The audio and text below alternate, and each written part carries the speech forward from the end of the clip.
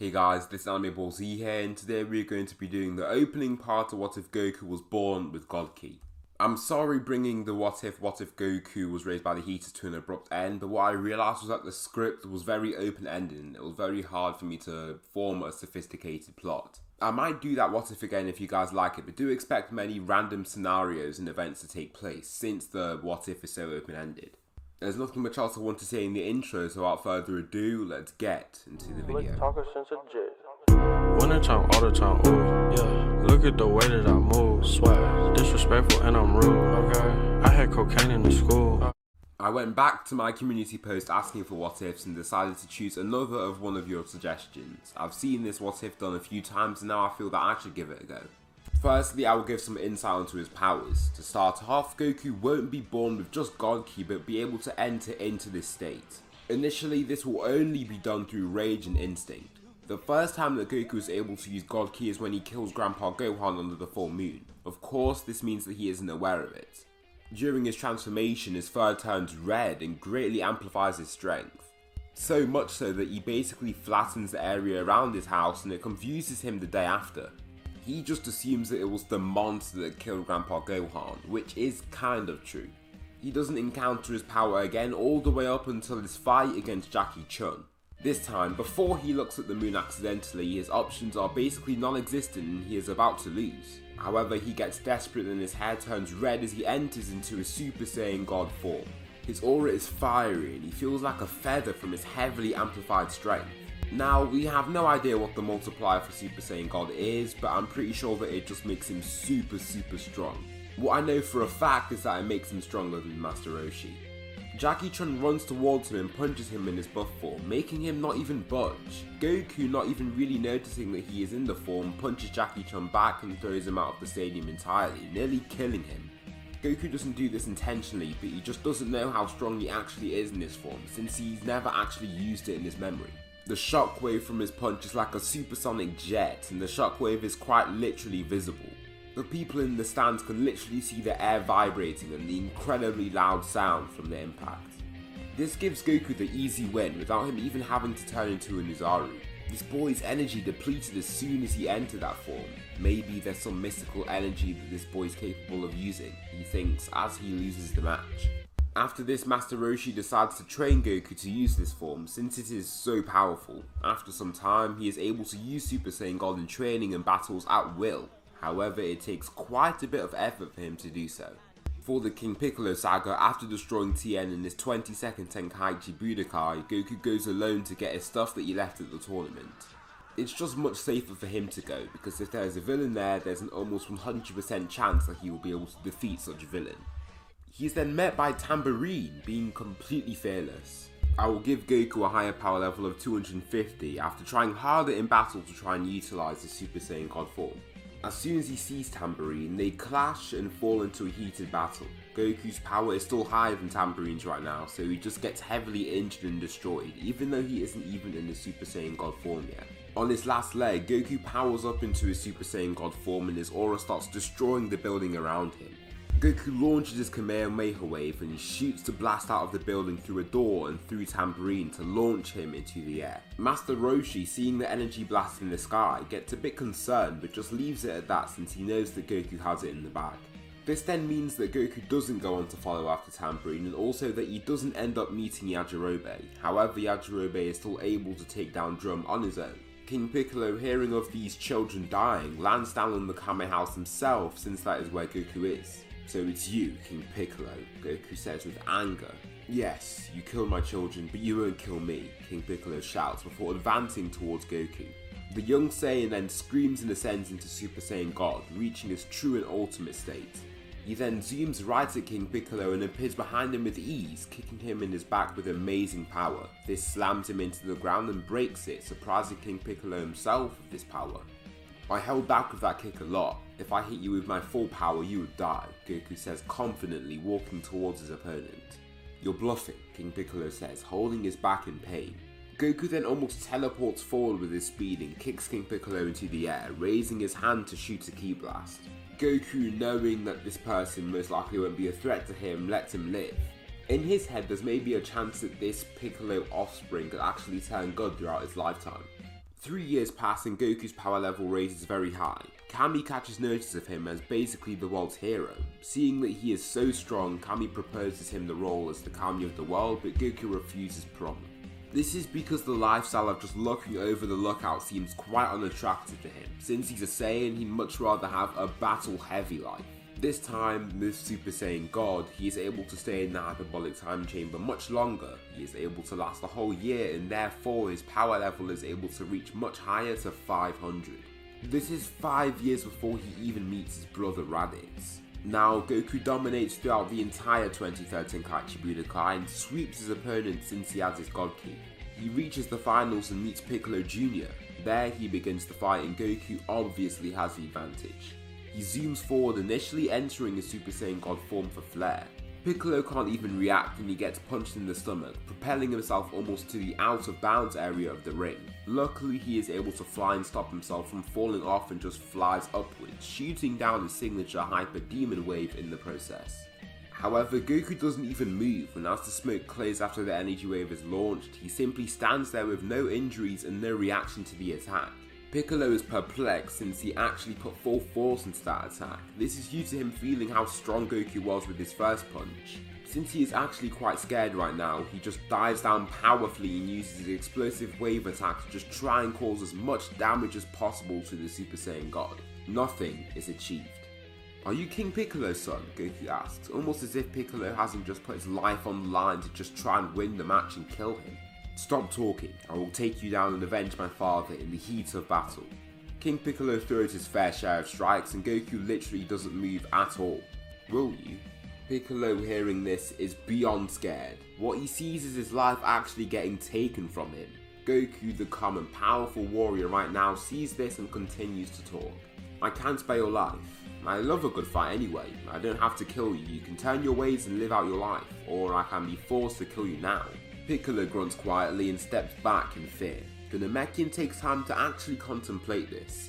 At the end of the day, his literal life is at stake and he knows this from the powers that have been shown. He remembers the power of the Super Saiyan God from his past life, if you will, when he was living as King Piccolo, so when he transformed into this form, fear struck throughout his entire body. Every attack he has thrown has caused absolutely no damage, and every attack that he has thrown has been at his full power. Therefore, he knows that this Goku is far above his level. He doesn't even say a word and just turns in humiliation, stepping on the grass and flying out into the sky at full speed. There you have it, the red-headed fighting warrior, the monkey boy we know and have loved for years now. A three-peat for the boy, now a man. Give it up for Goku from the Turtle Hermit School. After these 5 years in between Dragon Ball and Dragon Ball Z, Goku still does take his break to be a father to his son Gohan. At the end of the day, he has never even seen or heard of someone stronger than him. He still does do some training throughout the years in his base form to try and make his God form even stronger. He motivates himself through the training by saying that there could be a foe that he might not just be able to use his Super Saiyan God form to defeat. His strong desire to protect those close to him keeps him going, and rightfully so, as he isn't the strongest person out there and he's nowhere near that. Raditz arrives on the planet and the entire commotion at Kame House occurs. Raditz, urging Goku to finish his mission of killing the humans on the planet, reads his power level. A power level of 624. Terrible, Kakarot. If you don't comply, I will kill your son, Raditz declares. Everyone step back. His fiery aura appears and his hair switches to a scarlet red, also making him far more powerful. A power level of 0? How are you even alive right now, Kakarot? Why are you trying to fight me like that? You're a weakling, Raditz claims. One punch with the sound of an explosive whiplash launches Raditz into the air with a shattered jaw and broken scouter. "Leave my planet and you can live," Goku projects across the waters, making Raditz even more intimidated. His quivering brother decides to comply and fly away. As he flies away, he is completely confused with how Vegeta and Nappa will treat him once they realize that he has just fled the entire planet with no success. Now a skip forward, Raditz is berated for his encounter and beaten to a pulp by his higher-ups. It makes his rage grow even more and makes him think of retaliating, but of course there is no chance of him doing that. It does make him contemplate on methods to confront him and beat him. Vegeta and Nappa touch down on Earth, and Piccolo is the first to face them. Nappa stands against Piccolo, and Piccolo feels quite scared as Nappa just begins randomly smiling and laughing at him. His power level is 500, waste him, Vegeta commands, flying off into the distance to try and find the mysterious and powerful Dragon Balls. Special Beam Cannon, Piccolo roars, shooting his new attack directly at the burly Saiyan. Unluckily, the beam isn't able to penetrate his skin and only leaves a black bruise, making Nappa irritated. He opens his large mouth and launches a mouth energy wave that heavily injures Piccolo, nearly killing him. "Who are you?" Piccolo mutters with blood pouring out his mouth. "We are Saiyans, and we've come here to hijack your little planet," Nappa shouts before throwing a ki blast towards the Namekian to finally kill him.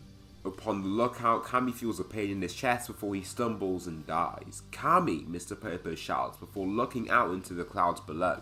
Back down on Earth, Vegeta flies right towards Krillin, who is just in the city. "A higher power level of 200. Can you feel free to tell me where the Dragon Balls are?" Vegeta asks politely. Krillin gets a bit scared and uncompliant. "What are those?" Krillin asks, falsely claiming he doesn't know what they are. "Your power level is way higher than everyone else's. If there's anyone that knows, it's you," Vegeta shouts, getting angry. Krillin, scared and concerned, uses his solar flare, then chucks out a destructor disc to cut open part of Vegeta's arm and his tail.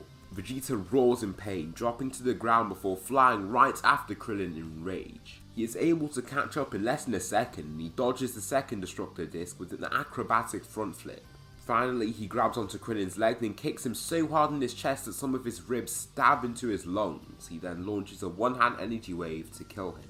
Goku, just chilling with his family, senses this decrease in energy and also the large battle power in the distance. While eating on the table, he just gets up and flies right out of the front door, accelerating himself with his Super Saiyan God form. In a split second, he is right in front of Vegeta with his red hair and glowing aura.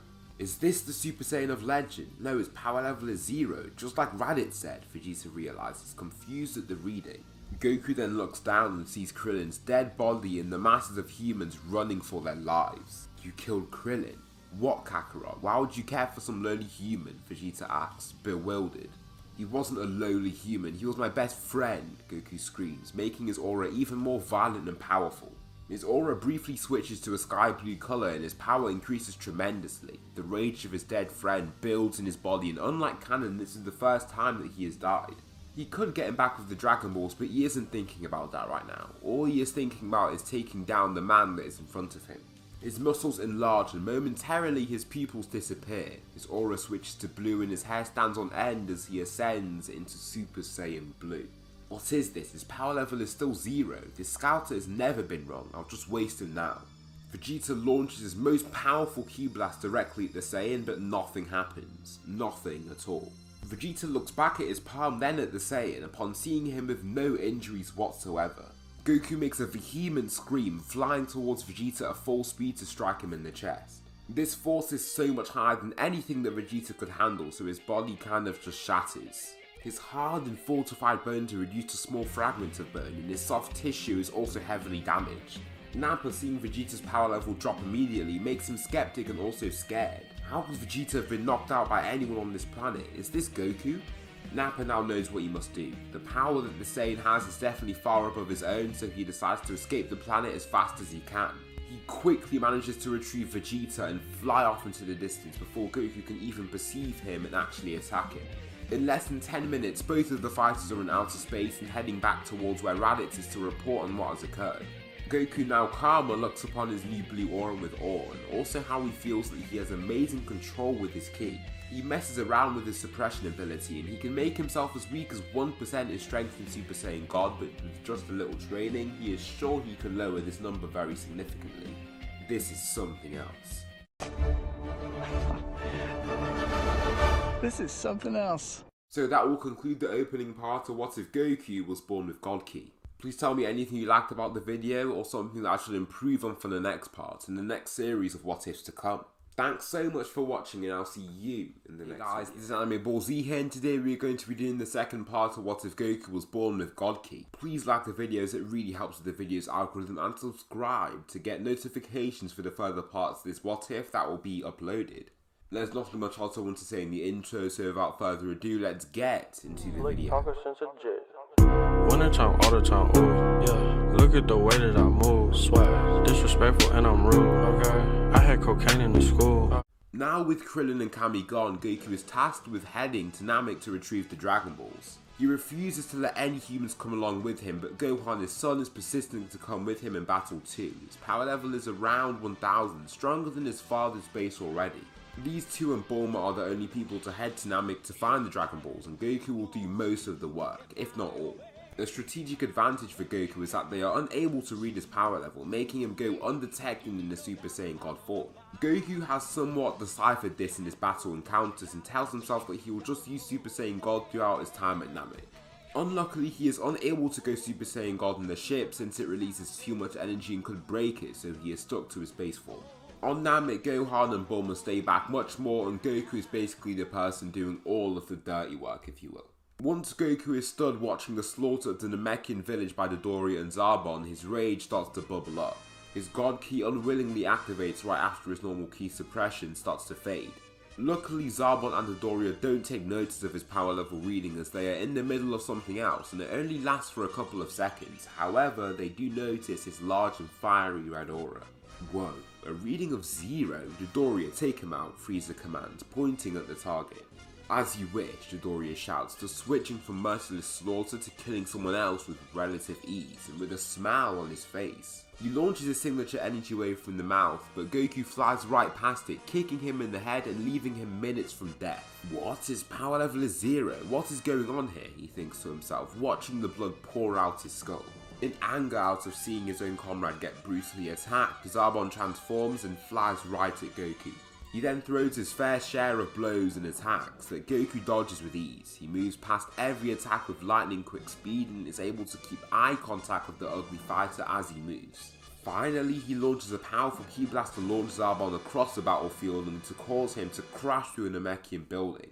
You're strong and I don't have time to release the Ginyu Force, so I guess I'll have to get you myself, Frieza says, standing atop his pod.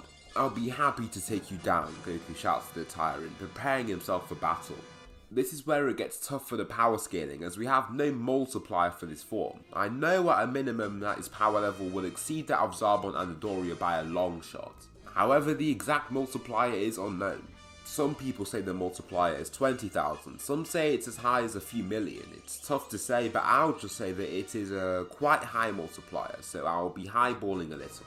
I won't give an exact number since there's no real point, but it will be higher than 100,000, let's say. Due to the scouts not picking up God Ki, Frieza is almost completely incapable of knowing how strong Goku is. All he knows is that he is much stronger than the likes of Zarbon and Dodoria. The thing is, he is too, so he sticks to his first form to start off, which is a terrible mistake. Frieza begins his power up, chuckling as he does so. He then zooms at Goku and throws his first 2 punches, both being dodged by the Super Saiyan God. He then flies up and shoots down several death beams that Goku also dodges. However, one hits him only to leave a small bruise on his chest. Once Frieza sees this, he ups the gears to his second form. The Emperor tries again, facing Goku, and he still has little to no success. He lands 2 hits and he believes that this means that he is getting closer to his strength. In reality, Goku just lets him have those 2 hits to test his strength, realizing that he is still far below his own level.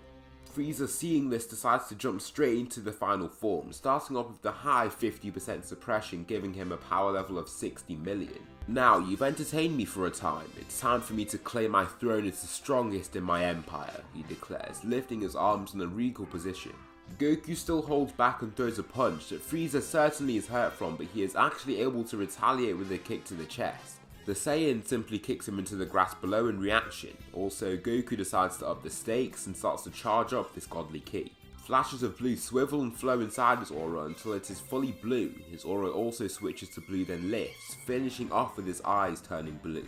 Okay, so I can still use this form, Goku mutters to himself, looking at his majestic and powerful aura. Frieza, in awe of this power, also believes that he has met the Super Saiyan of legend, the very being that he tried so hard to get rid of. Seeing that he powered up after that attack, he wrongfully assumes that he had surpassed that form just prior. What I mean is, Frieza believes that his 100% form is superior to Goku and Super Saiyan God, which is just completely wrong. He then uses this 100% form and charges at Goku with all that he's got. Initially, Frieza thinks that the fight is pretty much over at this point, however he is quickly hit with reality and stricken in the jaw, being launched down to the blue grass below. Goku then follows right after him, using his immense speed to kick Frieza further into the ground. Right now, Goku just wants to blast him and kill him, but he believes that he could destroy the planet if he was to do so. Therefore, he grabs Frieza by the tail and swings him up into the air. Due to his weak body, Frieza can't resist and just flails in the air after he is lobbed. Finally, Goku charges Kamehameha Wave and launches the strongest attack that he has to date, vaporizing Frieza upon contact. Goku then reverts to his base form to continue searching for the Dragon Balls on his own, starting off with stealing the ones that Frieza had. With his godly speed, it takes basically no time for him to round up the Dragon Balls, and on his journey for the last one, he meets none other than Vegeta himself. Vegeta, hand me the Dragon Ball, he demands, putting his Dragon Radar back in his pocket. You think you can still win against me? Well, I've just had Nappa over here abuse the power that us Saiyans possess. What power? You see, Kakarot, Saiyans are a warrior race, and one of the perks of this is that once we get into a battle and come out with heavy injury, we receive a power boost after we are fully healed. Nappa has repeatedly put me in these near-death situations, and now my power level surpasses 100,000. However, unluckily for him, this simply isn't enough to face the Super Saiyan God. The fight starts immediately and Vegeta charges at him to launch a close-up ki blast. Goku kind of just tosses it to the side then kicks the man in his chest, launching him away at high velocity. He then savagely hooks Vegeta in the teeth, swiveling his entire body from the insane force. Just these two punches knock him onto his front side and leave him broken down once again. Vegeta, I don't want to hurt you, I don't want to kill you, and right now you aren't a threat to anyone, so it would be wrong to kill you. Just hand me the Dragon Ball so I can revive my friends. Frieza is dead, so in a year you can do as you like, Goku says, holding out his palm to receive the Dragon Ball. Vegeta, seeing that he has been utterly defeated, simply decides to hand him the Dragon Ball. There is no reason for him to hold on to it, and he knows that he can't win the fight, so trying to attack him is useless. Nappa knows this too, and he only has a power level of 20,000, far below that of Vegeta's. Goku then tries to summon the Dragon Balls and can't do so. He is completely confused, and since he isn't that bright, he can't think of the solution. This is a different planet, they have a different language, just fine in the Namekian, Vegeta shouts, getting irritated by Goku repeatedly just trying to summon the dragon. Oh yeah. Just as Vegeta advised, Goku kindly asks Namekian to try and help him. They can see that Goku is not of poor character, so this person, being Dende, is able to help and summon the dragon. Goku realizes that there are 3 wishes, so Vegeta immediately becomes intrigued. Goku doesn't pay attention to him immediately and wishes for his dead best friend and Piccolo to be revived from the dead. Since Piccolo isn't exactly needed on Namek, he is just left to be revived on Earth, and an extra wish isn't wasted. For the final wish, Vegeta starts to beg to try and get his wish, which is one of the most demeaning things that the prince has been forced to do. What would you wish for? Goku asks, transforming back into his godly form. I would wish for my immortality, Vegeta says, thinking that Goku will decline. While I let you do that, so you can continue to be a threat to me and my loved ones until the end of time, Goku asks boldly, immediately making Vegeta consider rethinking his choice. This man has so much power over me that I'm incapable of making my own choices. Are you serious? How has the prince, heir to the Saiyan throne, been reduced to such a level? I promise you, Kakarot, that I will defeat you someday. Vegeta just flies off into the distance with a hissy fit after having his ego crushed once again. Since this is done, there's no need to try and stay on the planet. He's done what is needed, so he has decided that he should just leave the planet with his child Gohan. Of course, this is what they do. They travel back to Earth and meet their companions as they have been revived. Well, they meet Krillin, but not Piccolo. The Demon King hasn't had the time to bond with someone like Gohan, so he is still as evil as he always was and has been. Goku, after seeing his son overpower him at such a young age, now has the motivation to train his base form to further protect his loved ones. About 1 year passes and he has gained significant amounts of strength. His power level increases from 700 to 9,000. This means that his Super Saiyan Blue form has become around 13 times the power as it was before. Now this is the time of the androids. Well, not the androids, but Mecha Frieza and King Cold. King Cold comes alone and is far more annoyed at these people for mercilessly killing his son. This time he isn't here for fun and games, he's here for revenge. Goku and the group feel this incoming energy and are all together. As of now, King Cold reads his power level and is astonished that his power level is merely 9,000. This makes him ultra confident and feel more inclined to just wipe out the individuals that are in front of him. So you were the one that killed my son. You, King Cold asks, throwing his scouter to the side. How is this possible? Frieza's power level was in the millions in his childhood. Is this the Super Saiyan of legend? He wonders, trying to figure out a solution. Goku, go get him, Krillin says, patting his friend's back. Goku closes his eyes and erupts in the godly ki, revealing his red-coloured hair and ki. What? I feel no pressure from him. It's that form he used against me years ago, Tien realises, looking at this power. Goku flies up and towards King Cold, kicking him in the stomach so hard that he is launched up to the clouds. The king is very weak after this hit and feels overwhelmed by this attack. However, his desire for revenge keeps him going and he dives down from the sky like a starving falcon. The vengeful warrior dives in and launches a powerful energy wave that just doesn't affect Goku. The godly Saiyan catches the attack and simply pushes it aside, leaving himself unaffected. This must be the Super Saiyan of legend, King Cold thinks, thinking of how he can even win this fight. Goku flies ahead at super high speeds, then zooms behind Cold to knock him out and spin throw him into the ground. As we know, Goku isn't a killer, so he won't just kill someone that isn't much of a threat. He knows that he has come for him and not his friends, and this makes it way easier on his conscience. Across the universe, a certain someone views his battle through a scepter. This person is Whis, a Saiyan capable of God Ki. If Beerus was awake to see this, Whis says, intrigued while watching the fight. So that will conclude the second part of What If Goku Was Born with God Ki. Please tell me something you liked about the video, or something that I should improve on for the next part, or the next series of What Ifs to come. Thanks so much for watching, and I'll see you in the next video. Hey guys, this is Anime Ball Z here, and today we are going to be doing the third part of What If Goku Was Born with God Ki. I intend for a video to come out today, hopefully, and today should be Sunday, but if not, it will be coming out on Wednesday. I've been going really hard with this What If. I've already scripted about 19,000 words. I'm being really productive with it, and I really think I can get this What If finished in a good amount of time. Please like the video to help with the video's algorithm, and like the previous parts of this What If, and also subscribe and turn on notifications to get notified when the future parts of this What If get uploaded. There's nothing much else I want to say in the intro, so without further ado, let's get into the video. One time, all the time, ooh, yeah. Look at the way that I move, swag, disrespectful and I'm rude, okay. I had cocaine in the school. While Whis is currently watching the event at hand, across from the battlefield, Trunks just stands on some rocks and watches everything from above.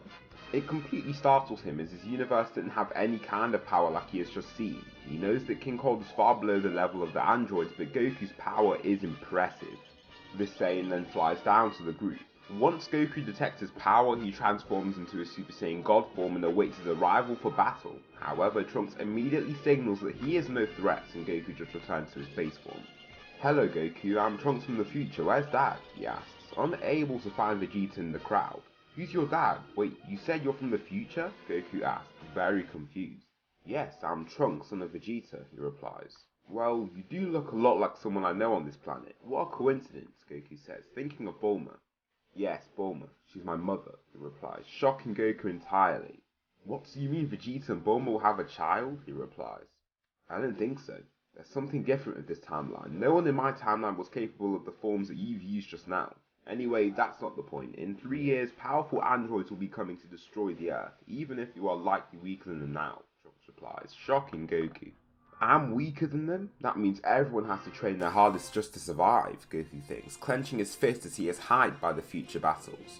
The rest of the group get told about this training that they have to do, and before they start, someone arrives. A Saiyan pod shoots through the sky and Goku transforms again, awaiting its landing. The person that is revealed from this pod is none other than Vegeta, with a cool red robe. Vegeta?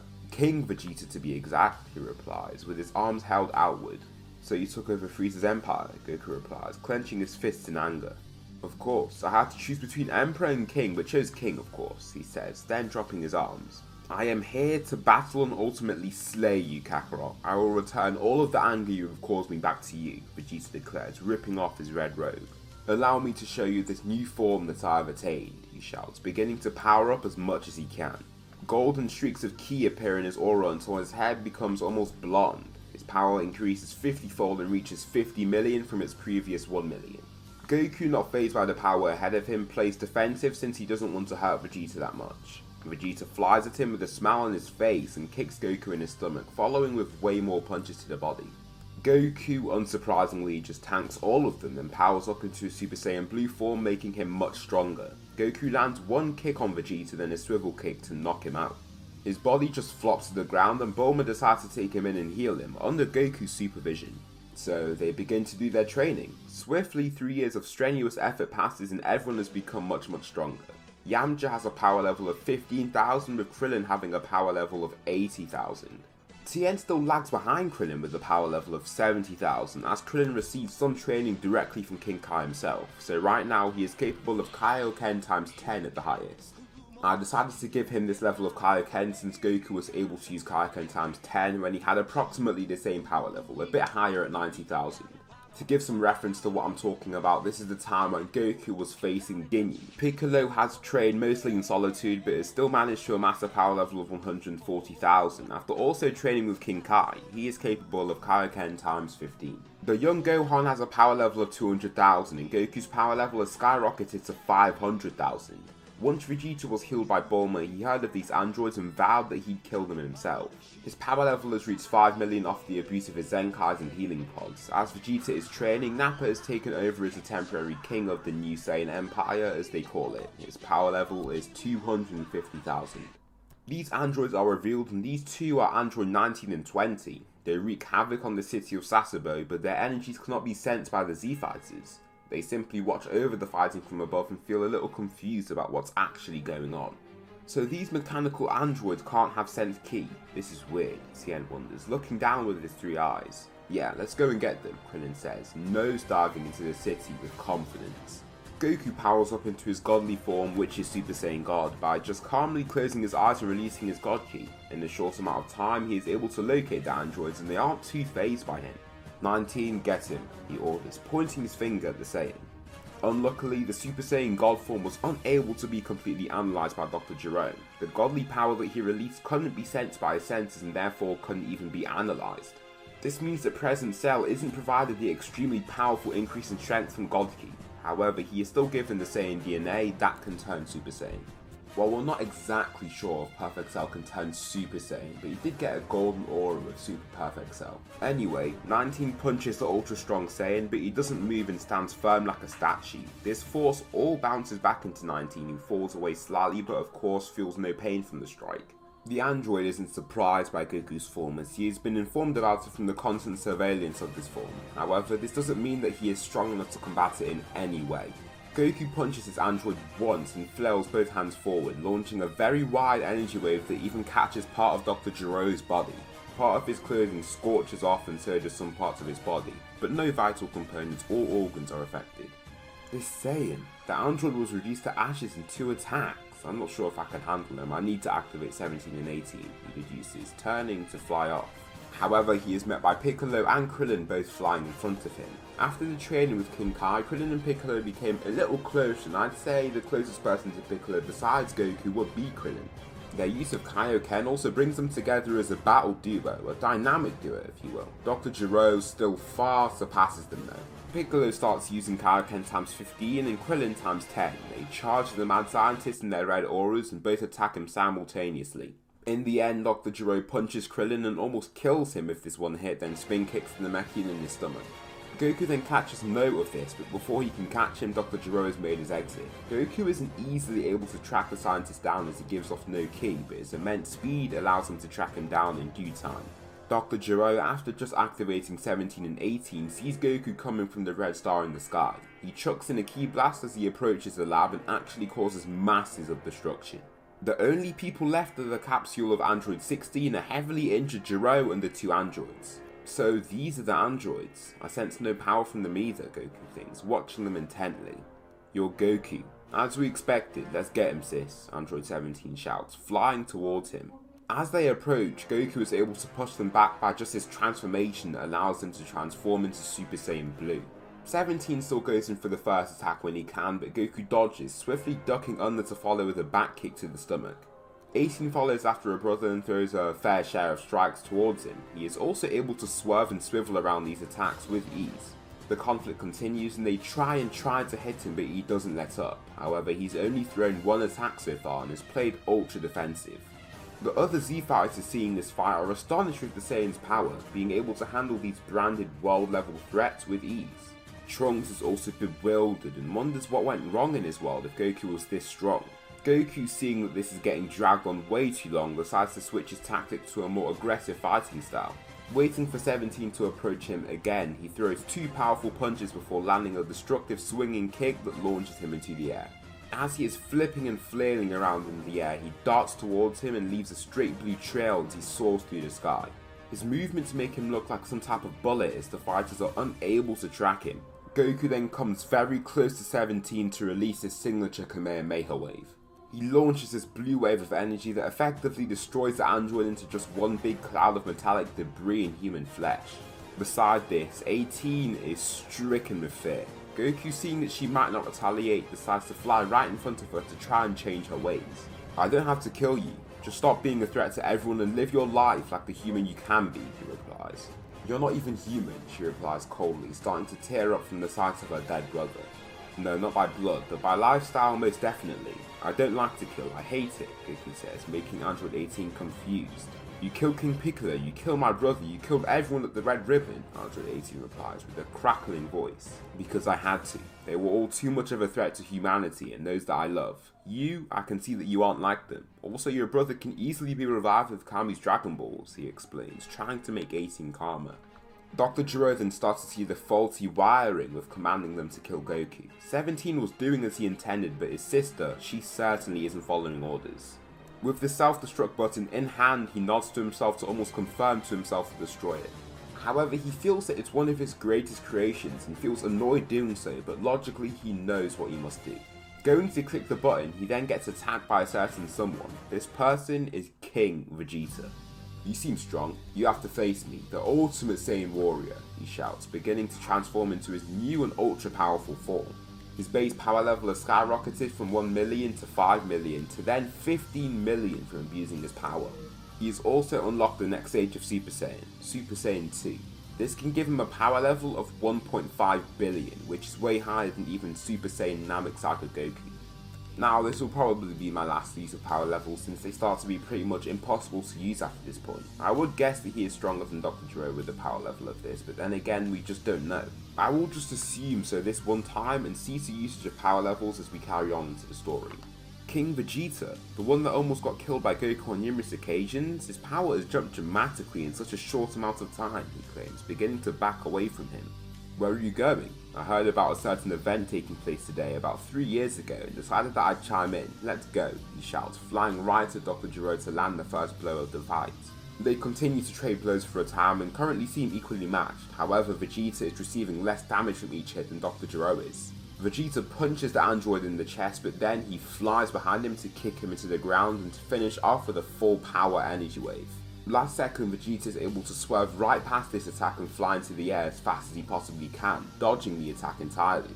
It seems that he has far more power and technique, but as for his opponent, he has the edge in terms of overall speed, including battle speed and stamina. "This hunk of junk isn't half bad. I'll have to go my absolute hardest," Vegeta shouts, thrilled from the fight. You can see here that his ego has become slightly more resistant to blows to his strength and power. This is due to him being constantly exposed to people with way higher power than his own. For example, Frieza far surpassed his previous level of power, and Goku has been miles ahead of him for years now. He is lucky that Goku has no interest in running an empire, because if not, his position would have been taken away long ago. Vegeta launches his Galick Gun promptly, and instinctively Dr. Gero catches it with one hand and is pushed away with every push from Vegeta. The blast slowly starts to push past his fingers and resembles a bowl shape as his hand struggles to push the entire blast away. Swiftly, Gero tries to retaliate by launching an energy wave with his free arm, only for the blast to be vaporized almost instantly. "This Saiyan is too strong for me, I need to make an escape. Maybe even activate Android 16 right now," he wonders, thinking between various different strategies as he holds the blast away from eating apart his cyborg body. In one swift motion, he pushes the blast downwards, therefore lifting him up and makes a run for it. He flies as fast as he possibly can go and first tries to secure distance between him and the enemy. Luckily, he possesses superior speed and is actually able to do so, also surpassing the Saiyan in agility. This allows him to make a quick turnaround to return to his lab. His android is incomplete though. "Whatever, I must do this," he shouts, reluctantly slamming the button to activate Android 16. The incomplete android raises and is met by Vegeta, who kills Dr. Gero right in front of him. "You seem like a better challenge for me. Let's go, Redhead," Vegeta shouts, powering up once again. Android 16, who is superior to Imperfect Cell, is certainly a problem for the likes of Vegeta. Again, it's tough to give an exact number for Vegeta, but I'd say again he'd be a contender for Imperfect Cell. Both fighters clash punches, and with this super high force, the entire lab is crushed and destroyed. So the rocks don't crush him, Vegeta roars and destroys him with his aura alone. Once again, the two fighters clash and throw their fair share of strikes and fierce blows. This time 16 overpowers him in power by a large margin, but Vegeta is also superior in terms of battle speed and certainly agility. Android 16 zooms forward for a punch, but Vegeta sausage flips over it while in midair. He lands a kick to the chest and a close-up ki blast to the head, disorienting him. However, his mechanical eyes return right back to ordinary vision after this attack, and he is even able to grab Vegeta through the smoke. His windpipe becomes crushed and shut by this grasp, and he struggles to be released from it. Soon his vision starts to fade, and just as he is able to get a good release on his hand, 16 starts using two hands. The squeeze feels like an anvil has been dropped on his neck, and in due time he falls unconscious and reverts to his base form. Across from them, Goku is there trying to return 18 to her ordinary mental state. However, it isn't going very well and she's still trying to kill him. "Come on, you know you can't kill me," Goku says, insisting that she stands down and returns to a good path.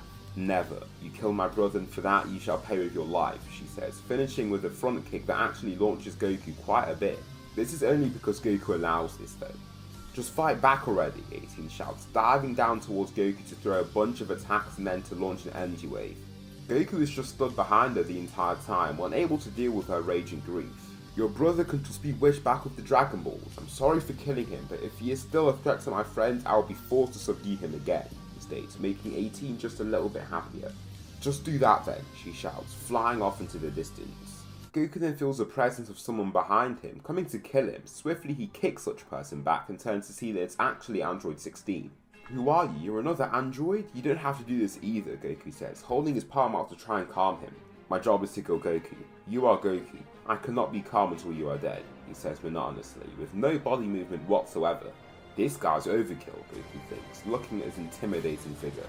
Since he can't sense anyone's ki, he is unable to tell if the person is strong or weak. Judging from his figure and lack of emotion, he assumes that he is stronger than 17 and 18, and he is right to assume so.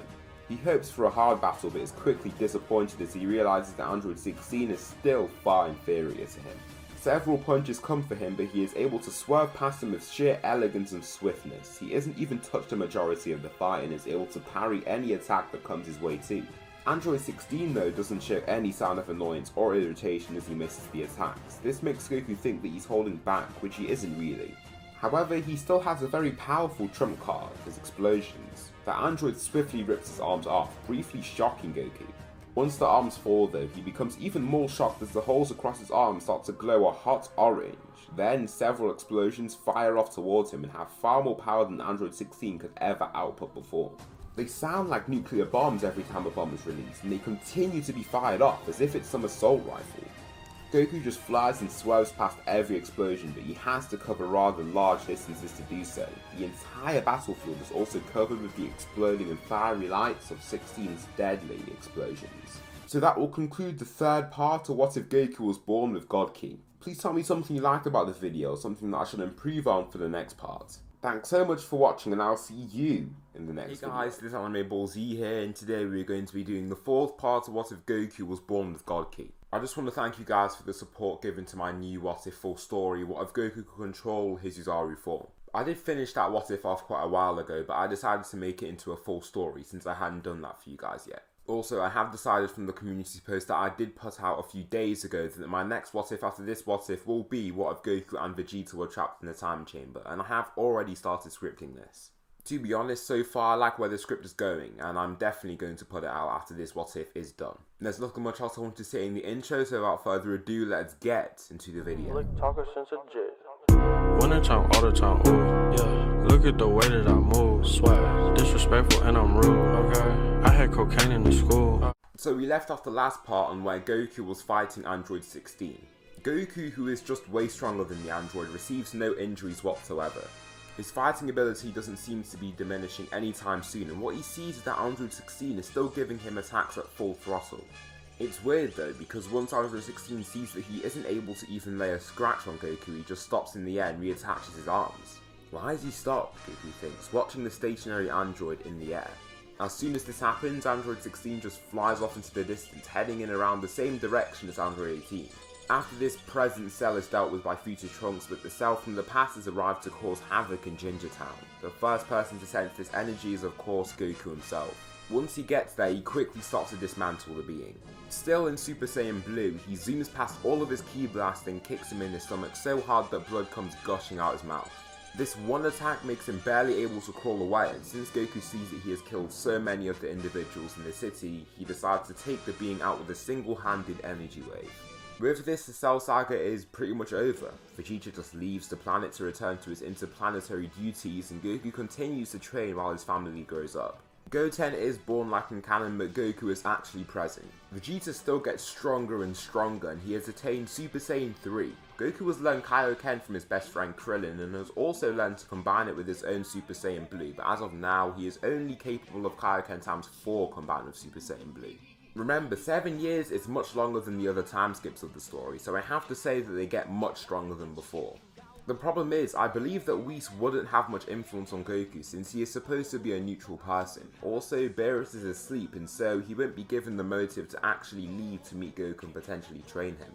His progress is very promising though, as he has access to Super Saiyan from grade 1 all the way up to grade 4, Super Saiyan 2, Super Saiyan God and Super Saiyan Blue.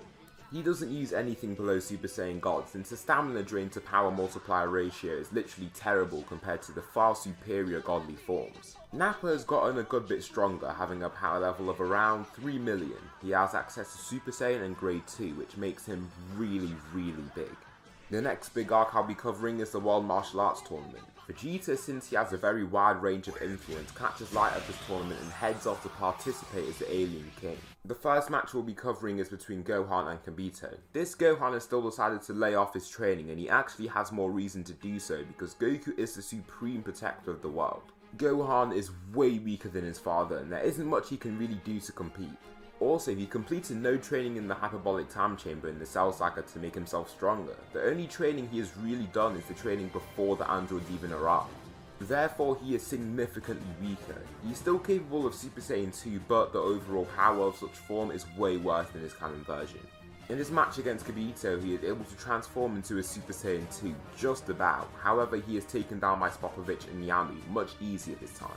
This then leads some of the fighters to have to fly off, chasing these two mysterious warriors. Of course, the next arc is this little tournament that Babidi has decided to set up to allow these fighters to get to the bottom floor of his ship. The first fighter that's up is Goku, who is against Pui Pui. Vegeta wants to get the last guy and they just let him do so, since he is quite persistent about it.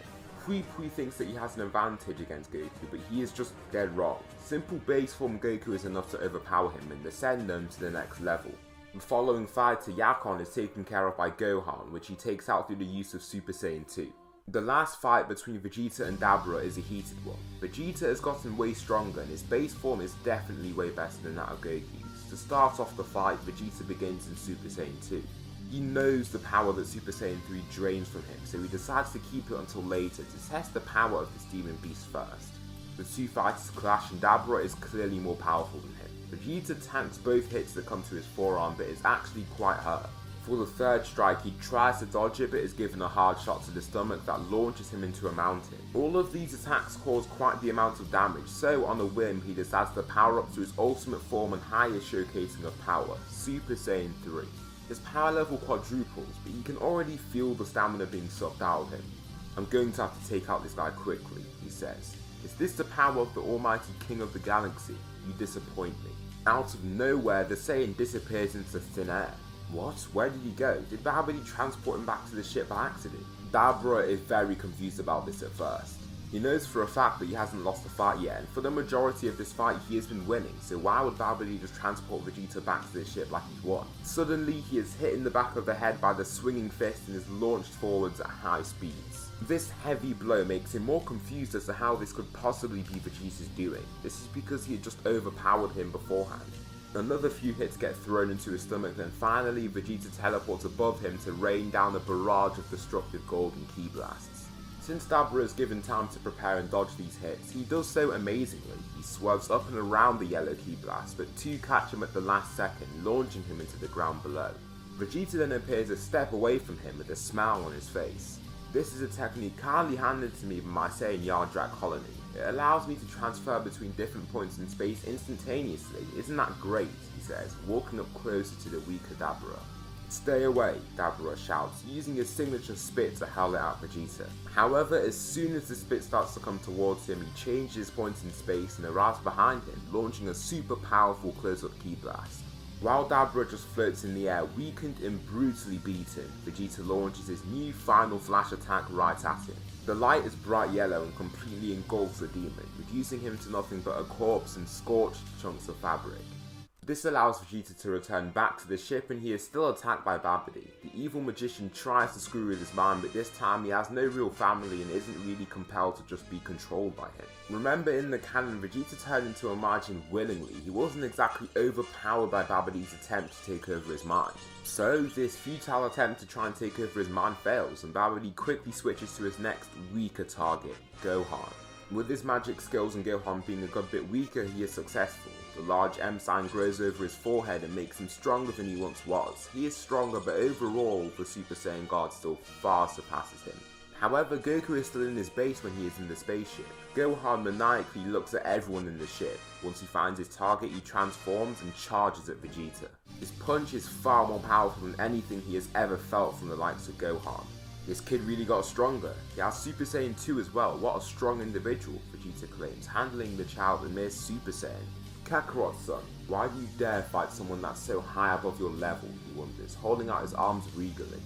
Well, I'm the prodigy of the Saiyan race. My power clams from the rage I attain. I am limitless, the more arrogant sounding Gohan says, erupting in a cloak of yellow ki. His hair starts to grow too along with his ki, and his rage grows along with both of them. In a few seconds he reaches Super Saiyan 3 and almost destroys the ship, leaving Babidi to teleport them elsewhere. Gohan's power level has more than quadrupled, making him more of a threat to Vegeta, but not completely.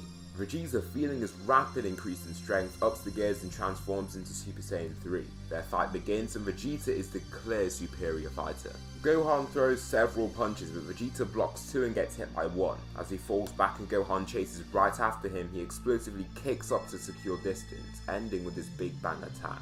This blue ball explodes powerfully with a bigger explosion radius than that of a nuclear bomb. Vegeta uses his instant transmission to just get right out of the area, not getting engulfed in his own blast. Gohan, however, makes another entry, going straight for a right. However, Vegeta parries the hit and comes over the top with a bruises strike to the face. This hit knocks Gohan right off course and allows Vegeta to hit him with a kick directly onto his liver.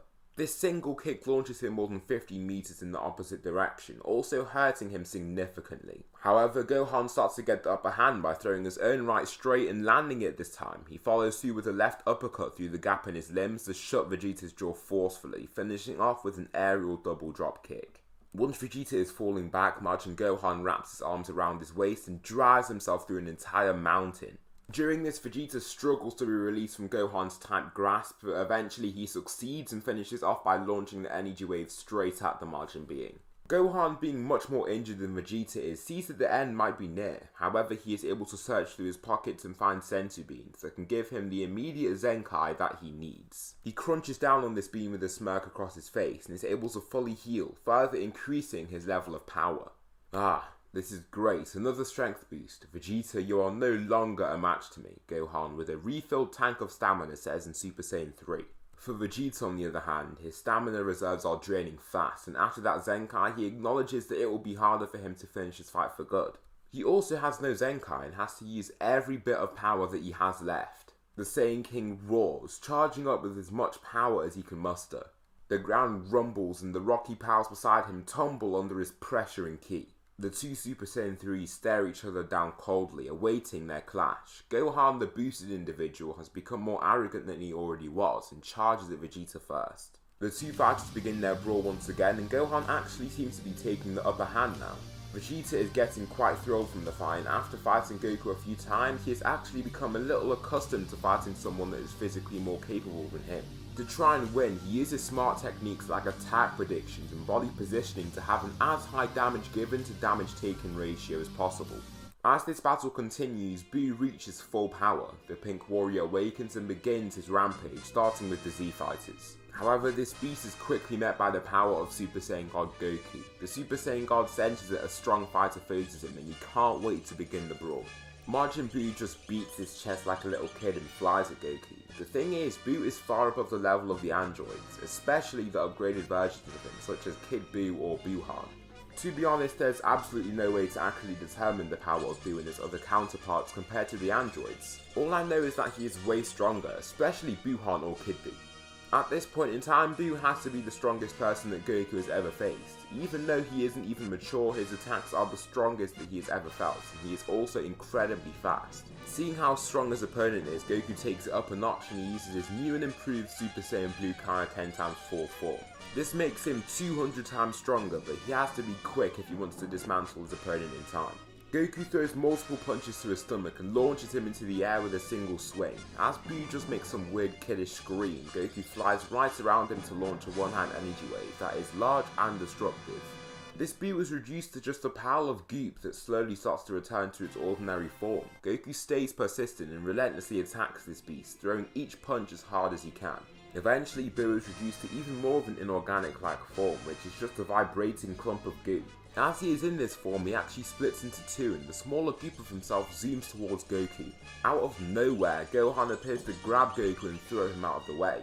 So this is the person that you've been fighting? I'll lay him down for you, father, and then after that I'll lay you down, Majin Gohan claims, looking back to Buu, who has that same M logo on his waist as he has on his forehead.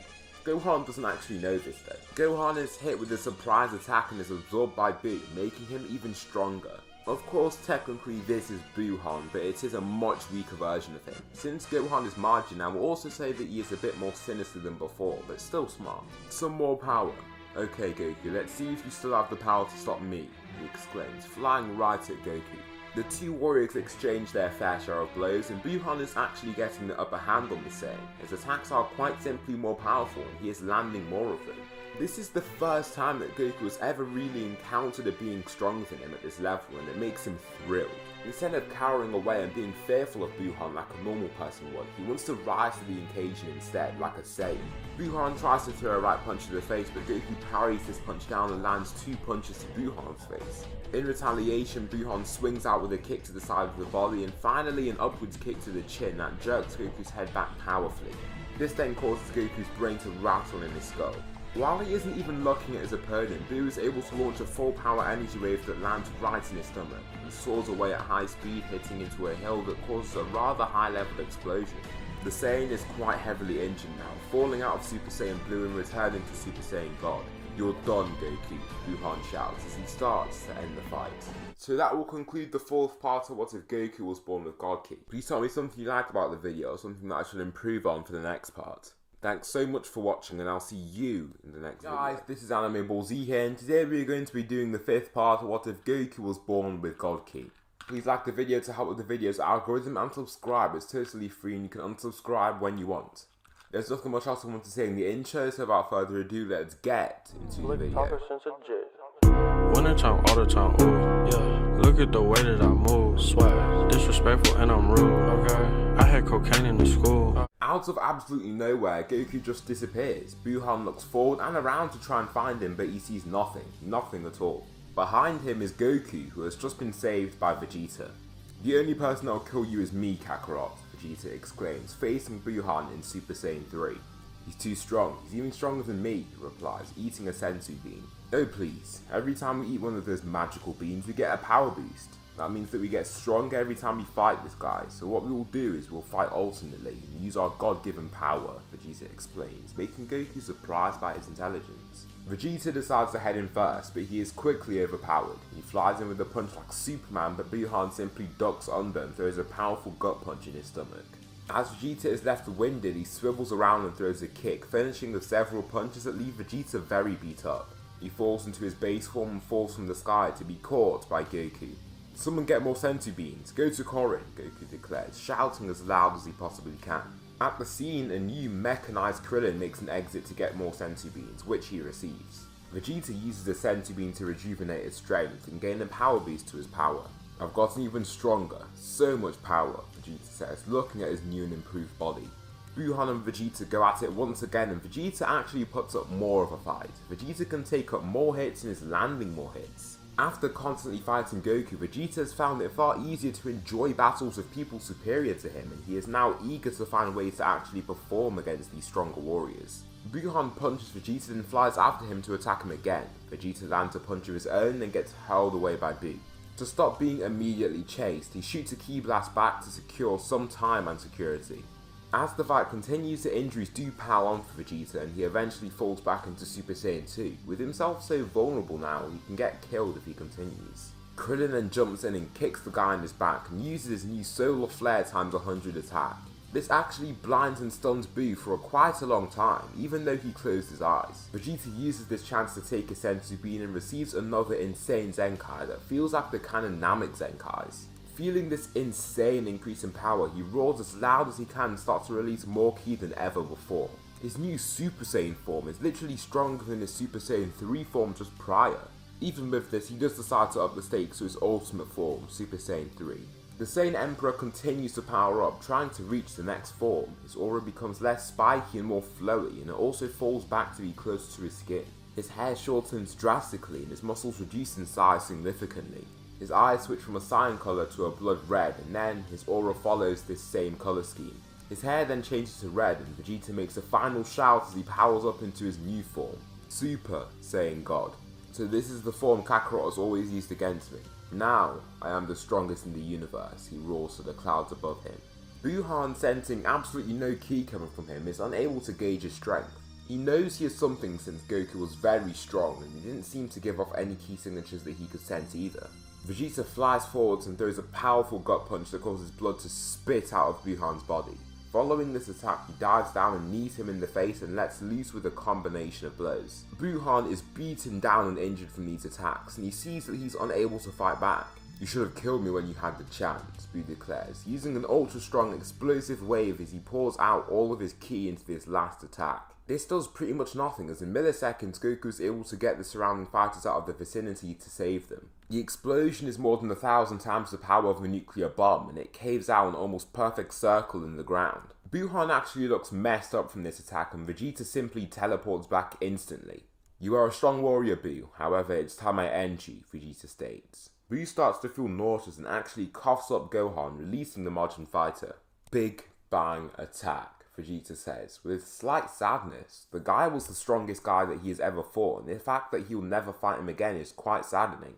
Also, he didn't even really get to overpower him, since most of the damage caused to him wasn't even by Vegeta but by himself.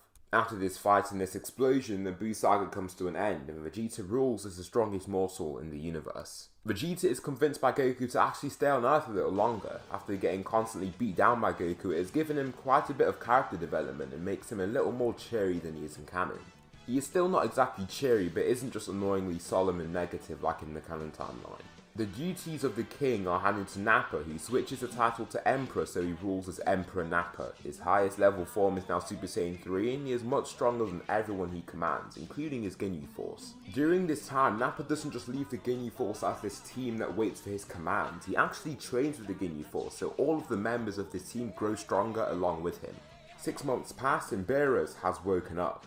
"Whis, I just had a dream of the Super Saiyan God. Could you tell me if this fighter even exists? Maybe I could finally get a challenge," he replies in happiness, awaking from his long slumber. "Yes sir, it actually happens to be that there are 2 Super Saiyan Gods. Both of them are actually capable of combining these forms of the lesser Super Saiyan to form an even more powerful form. Super Saiyan Blue is what they call it." "Good. I would like to see if these fighters could impress me," Beerus explains, leaving his planet to head to Earth with Whis. Whis is actually quite pleased to find out that Beerus has woken up, so now he actually has a motive to go to Earth and see these godly fighters for the first time. Goku and Vegeta are currently training with one another in the waters. Since both have been provided with healing pods by Vegeta, they are able to get stronger far quicker and both scale above their canon selves at this point in the canon timeline. Goku is significantly weaker than Vegeta still, but the gap is steadily closing. As they train in their base forms, they feel an eerie presence come towards them, and as they feel this heavy weight, Beerus and Whis are revealed in the sky. So these are the Super Saiyan Gods. They are much stronger than that King Vegeta III I met 30 years ago, Beerus explains to Whis as he descends toward them.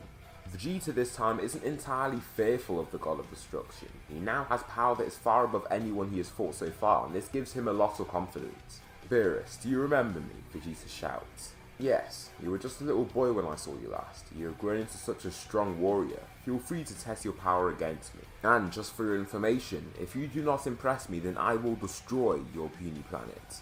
Vegeta gulps once he hears this and is immediately a little scared by the god. The power to destroy a planet isn't anything scary for Vegeta since he has far surpassed that level, but the immediate ruthlessness reminds him of how he treated his father decades ago. King Vegeta shouts, powering up into his Super Saiyan God form. Whis, this is the same form I witnessed in my dream. Let's see if you meet my standards, Vegeta. The two begin fighting and Vegeta actually puts up quite a bit of a fight. Beerus is still seriously underwhelmed though. Beerus is still able to sluggishly fight and keep Vegeta at bay without even trying. Vegeta still being able to land a few hits and dodge a few hits from Beerus makes him gain a false sense of confidence. He powers up into Super Saiyan Blue, then uses instant transmission to land a powerful kick to Beerus' body. What was that instantaneous movement? That was rather impressive, Beerus says. It's a technique I learned in one of the colonies of my empire. I am Emperor of this galaxy, so I have access to the different powers here too, Vegeta explains, surprising Beerus. Emperor, you say? So you have more influence than your father? Beerus asks. Vegeta simply chuckles at this remark. I am levels above my father. My position is more powerful and I surpassed him when I was young. Do not disrespect me, Beerus. Great, that just means a better fight for me then, Beerus shouts, kicking Vegeta away. He zooms across the water and punches Vegeta in the stomach so hard that he parts the clouds behind him. Vegeta is hurled into the air, then Beerus flies behind him and lands 3 strong blows to his back. As he comes falling from the sky, he chucks down a small ki blast that enlarges into a massive purple ball of energy. Vegeta knows how strong Beerus is, so once he sees this ki blast coming to him, he actually thinks that this could destroy the planet. Vegeta, seeing this, turns and launches a big bang attack to cancel out the blast that Beerus launched with just his pinky finger. The blasts collide and are similar in power, making Vegeta even more confident in himself. He didn't see that Beerus actually used his pinky finger for this blast, and this gives him another false sense of confidence against the fighter. Vegeta starts getting seriously beat up by Beerus, and his attacks are just way more powerful than his own, and it makes him question his supposed superiority minutes before. His wounds are severe, and the amount of blunt damage he has received is immense. Vegeta is actually returned to his Super Saiyan God form, making him 2% the strength of what he just was. Beerus feels this decrease in strength right away, and it makes him even more uninterested with the battle. Come on Vegeta, you can do it, Goku shouts, trying to cheer on his sparring partner. Vegeta, seeing that Beerus is just watching him in disappointment, eats a senzu bean to return to his full power. He receives another power boost and returns to Super Saiyan Blue. Beerus and Vegeta continue fighting again, but Vegeta just can't seem to show any sense of success against the God of Destruction. Eventually, Vegeta is weakened and sent up to space with a barrage of attacks. You really are strong, Beerus. I thought I could beat you, Vegeta replies, feeling weakened and lightheaded. This is because he's up in space and there's basically no oxygen over there. Yes, however you remember the deal. This planet must be destroyed, Beerus says. This isn't even my home planet. The food was good though, Vegeta says with a light chuckle. Vegeta starts growing his large energy blast and Goku decides that he has to step in. He flies up to Vegeta in just a second and is already in Super Saiyan Blue. Vegeta, you have to help me fight off this blast. I can't let my planet get destroyed, Goku pleads, looking at the imposing purple ball. Your planet is toast, Kakarot. He still isn't even using a slither of his power, Vegeta realizes, huffing and puffing in exhaustion. Come on, I know you have another senzu bean left. We can fight this thing off, Goku insists, preparing to add Kaioken to this form once the blast starts to approach him.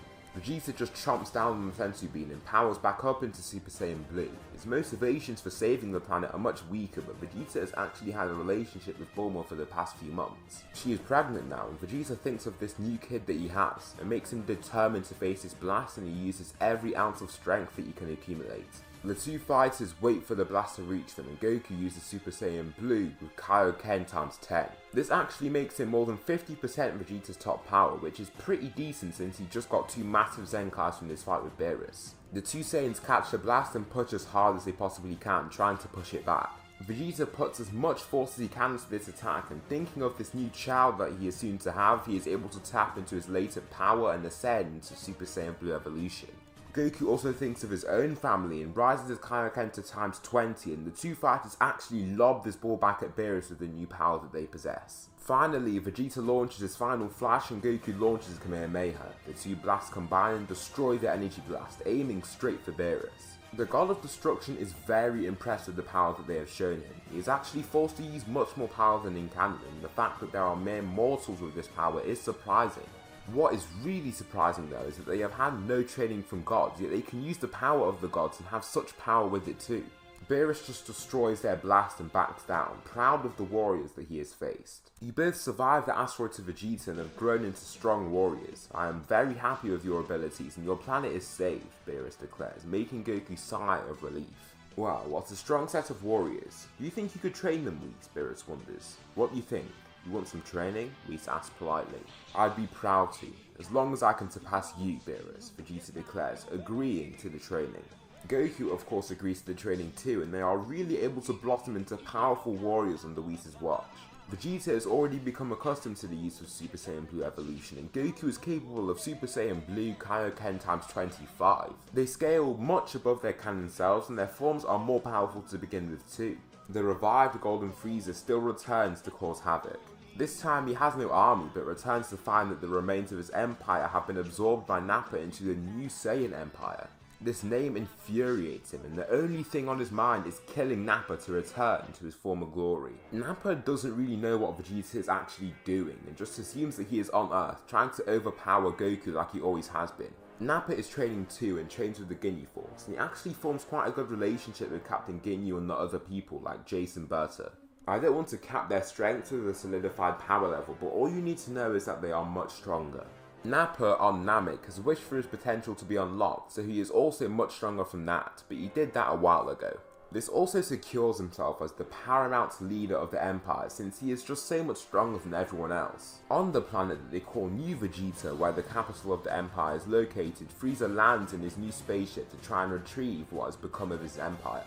So that will conclude the 5th part of What If Goku was born with God Ki. I really like where this What If has gone. I really like the idea of Vegeta becoming king and having his own empire. Please tell me something you liked about the What If, or something that I should improve on for the next part. Thanks so much for watching, and I'll see you in the next video. Guys, this is Anime Ball Z here, and today we're going to be doing the 6th part of What If Goku was born with God Ki. I just want to thank you guys so much for 7,000 subscribers, and I think we're well on our way to actually getting 7,100 subscribers. Also, please join the Discord, the link is in the description. A lot of the what ifs that I do on this channel are actually suggested to me from the Discord. If you want to get one of your what ifs done on this channel, either leave a comment on this channel or leave the what if in the Discord. There's nothing much else I want to say in the intro, so without further ado, let's get into the video. Winter time, all the time, ooh, yeah. Look at the way that I move, swag, disrespectful and I'm rude, okay. I had cocaine in the school. Sir, Lord Frieza is back and is currently headed for this throne room, a soldier announces, looking outside the window panes beside Nappa. This statement doesn't faze Nappa at all, since it seems that he is just way above his level still. What do you want, Frieza? You want to become one of my foot soldiers? Nappa shouts, annoyed in this throne. I was always bothered by your arrogance, Nappa. Did you really think I would come back with the same power I had before? I know that you are stronger now, but unluckily for you, so am I, Frieza shouts, powering up into his final form. The aura revealed destroys the window panes beside him, and this makes Nappa visibly annoyed. You dare destroy my room like this? I, the Emperor, will show you I am the leader of this whole empire, he shouts, powering up into Super Saiyan. That form I hated so much. Oh well, let's begin, Frieza says, flying right at Nappa. He throws a punch only to be launched out of the throne room with a single kick. Frieza tumbles through a pillar, destroying it, then gets punched in the stomach powerfully by Nappa. Nappa then follows by throwing several devastating blows, actually injuring Frieza. During this fight, he ups the stakes to Super Saiyan 2 and launches Frieza into the air with a kick. As he is launched upwards, Nappa launches a mouth beam that hits Frieza head on, leaving him with a massive bruise. You've actually become strong enough to overpower me like this. You've exceeded my expectations. It's been fun, Nappa. Now I present to you my new transformation. Lightning strikes down on the former Emperor as he roars, beginning to power up as much as he can. Seeing how much ki is being released, Nappa's Vice Emperor tasks everyone with evacuating the scene immediately.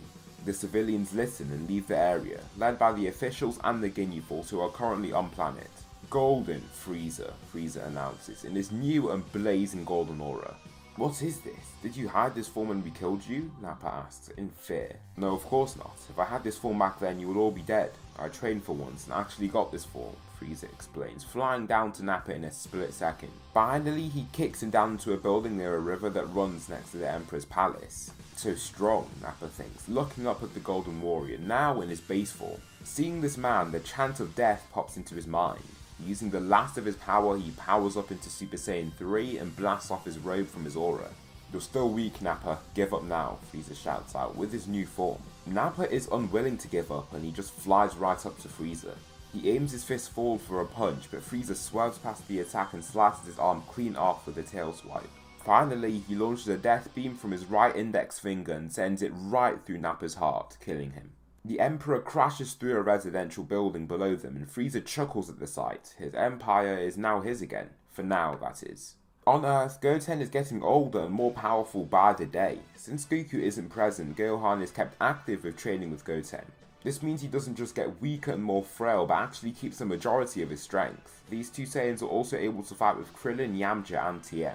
Android 18 does chip in every now and again for a few spars. This provides him with 3 androids with amazing power that allows them to protect Earth to a relatively good degree. While Gohan is sparring with Goten, he feels a powerful signature loom over his head. Looking above, they see a spaceship touching down ahead of them and Gohan can sense that it's Frieza's key. Well, Frieza. Prepare, Goten, we're probably gonna have to fight, Gohan explains, making a stance as he awaits his presence. So you're both Goku's children. You were on Namek. I remember seeing you hiding with that other Namekian years ago. Look how grown up you look now, Frieza says, surprisingly politely. Be quiet, you're evil.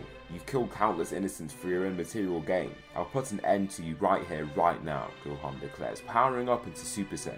A few seconds after he does this, Krillin and Yamcha land because they have sensed Frieza's ki also. So he's back. I thought Goku killed him, Krillin wonders, scanning him with his robotic eye. Yeah, it's weird. His key signature is much stronger than I expected if Goku killed him those few years back, Yamcha notes, also scanning his body. Gohan ups the stakes before he even fights and enters Super Saiyan 2, destroying the ground around him. You are full of anger, boy. It seems that you fuel yourself from that rage. You'll be a fun fight, Frieza says, flying right at Gohan. Gohan flies at him too, and they both clash. This clash forces Frieza back and leaves him open for 2 punches to the stomach.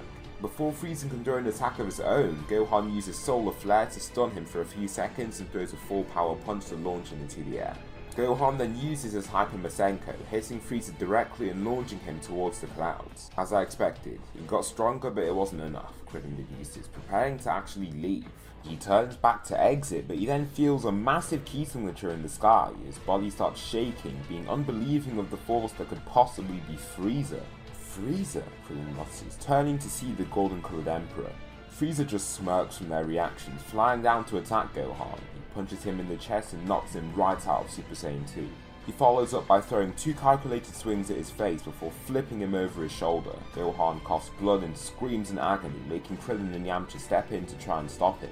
Krillin uses his new technique, his Solar Flare times 500, making Frieza's eyes literally feel like they're burning. He then uses his new and powerful Kaioken times 150, being stronger than Super Saiyan 2. He lands 3 consecutive kicks to Frieza's gut, then finishes off with a Destructo Disc and only manages to cut off his tail once again. Krillin thinks that he can maybe take down Frieza from what he has just done, but he is quickly shut down by 1 punch from him. Then he turns and blasts away Yamcha with a Ki Eye attack, then a double hand energy wave. Seeing this ruthless battle, Gohan starts to go through a rollercoaster of emotions. He raises back up to his feet and faces Frieza with his bloody, weak-looking face. His rage starts to take form and his power almost seems to come out of nowhere. His aura switches to a fiery red and it forms a little crater in the ground as he ascends into Super Saiyan God. Since his father was born of Super Saiyan God, his affinity for God Ki is much higher, so it is much easier for him to attain the power. Gohan zooms at Frieza at full throttle and punches Frieza with more force than anybody on Earth could possibly output. He continues throwing blows and with his enraged self it makes him even more powerful. Frieza suddenly has to up the stakes and to use more effort to fight Gohan, which is unexpected for him. Nevertheless, Golden Frieza is still on a completely another level. Gohan throws a hook that Frieza ducks under, he then strikes up with a punch to the stomach, following up with 2 punches to the face. Gohan becomes a little disoriented from the hits, getting dropped by a 1-arm slam. Gohan's rage doesn't fade though, so he quickly raises to his feet again and surprises Frieza with his persistence. In fury, Gohan starts screaming on the spot, trying to harness the inner strength that boils inside him. His power continues growing and growing, actually reaching unstable levels. His hair and aura color switches to blue briefly before he returns to his base form. His stamina has been reduced to critical levels, leaving him drained. He simply drops, passed out. Golden Frieza catches sight of Goten and swiftly walks over to him. In his power stroll, he gets kicked out of the way by some insane kick. He is hurled more than 50 meters away, leaving him with a lot of pain and confusion. After fighting these Earthlings and Nappa, he has secured himself as the strongest fighter in his mind. Once his body stops tumbling around the place, he sees that it's Vegeta with blue hair. "Frieza, you're back to cause even more havoc," he asks, in annoyance. Vegeta in Super Saiyan Blue Evolution pretty much knows that he is stronger than Frieza. After that kick, he literally launched the former Emperor and he has just become so much stronger than before. He rightfully believes that there is no way Frieza can actually overpower him now. "You stole my empire," Frieza exclaims. "Yes, I did. You destroyed the planet that I was destined to rule, so I killed you so I could rule something even greater, even better," Vegeta shouts. "Let's see how much longer you can keep that empire of yours. I already killed your little friend." Well, I wouldn't exactly say he's little, Frieza says with a light chuckle on the end of that statement. These words almost stab Vegeta in the chest and make him stand still in place. His mind almost becomes clouded with fury as his lifelong comrade has perished to this maniacal tyrant.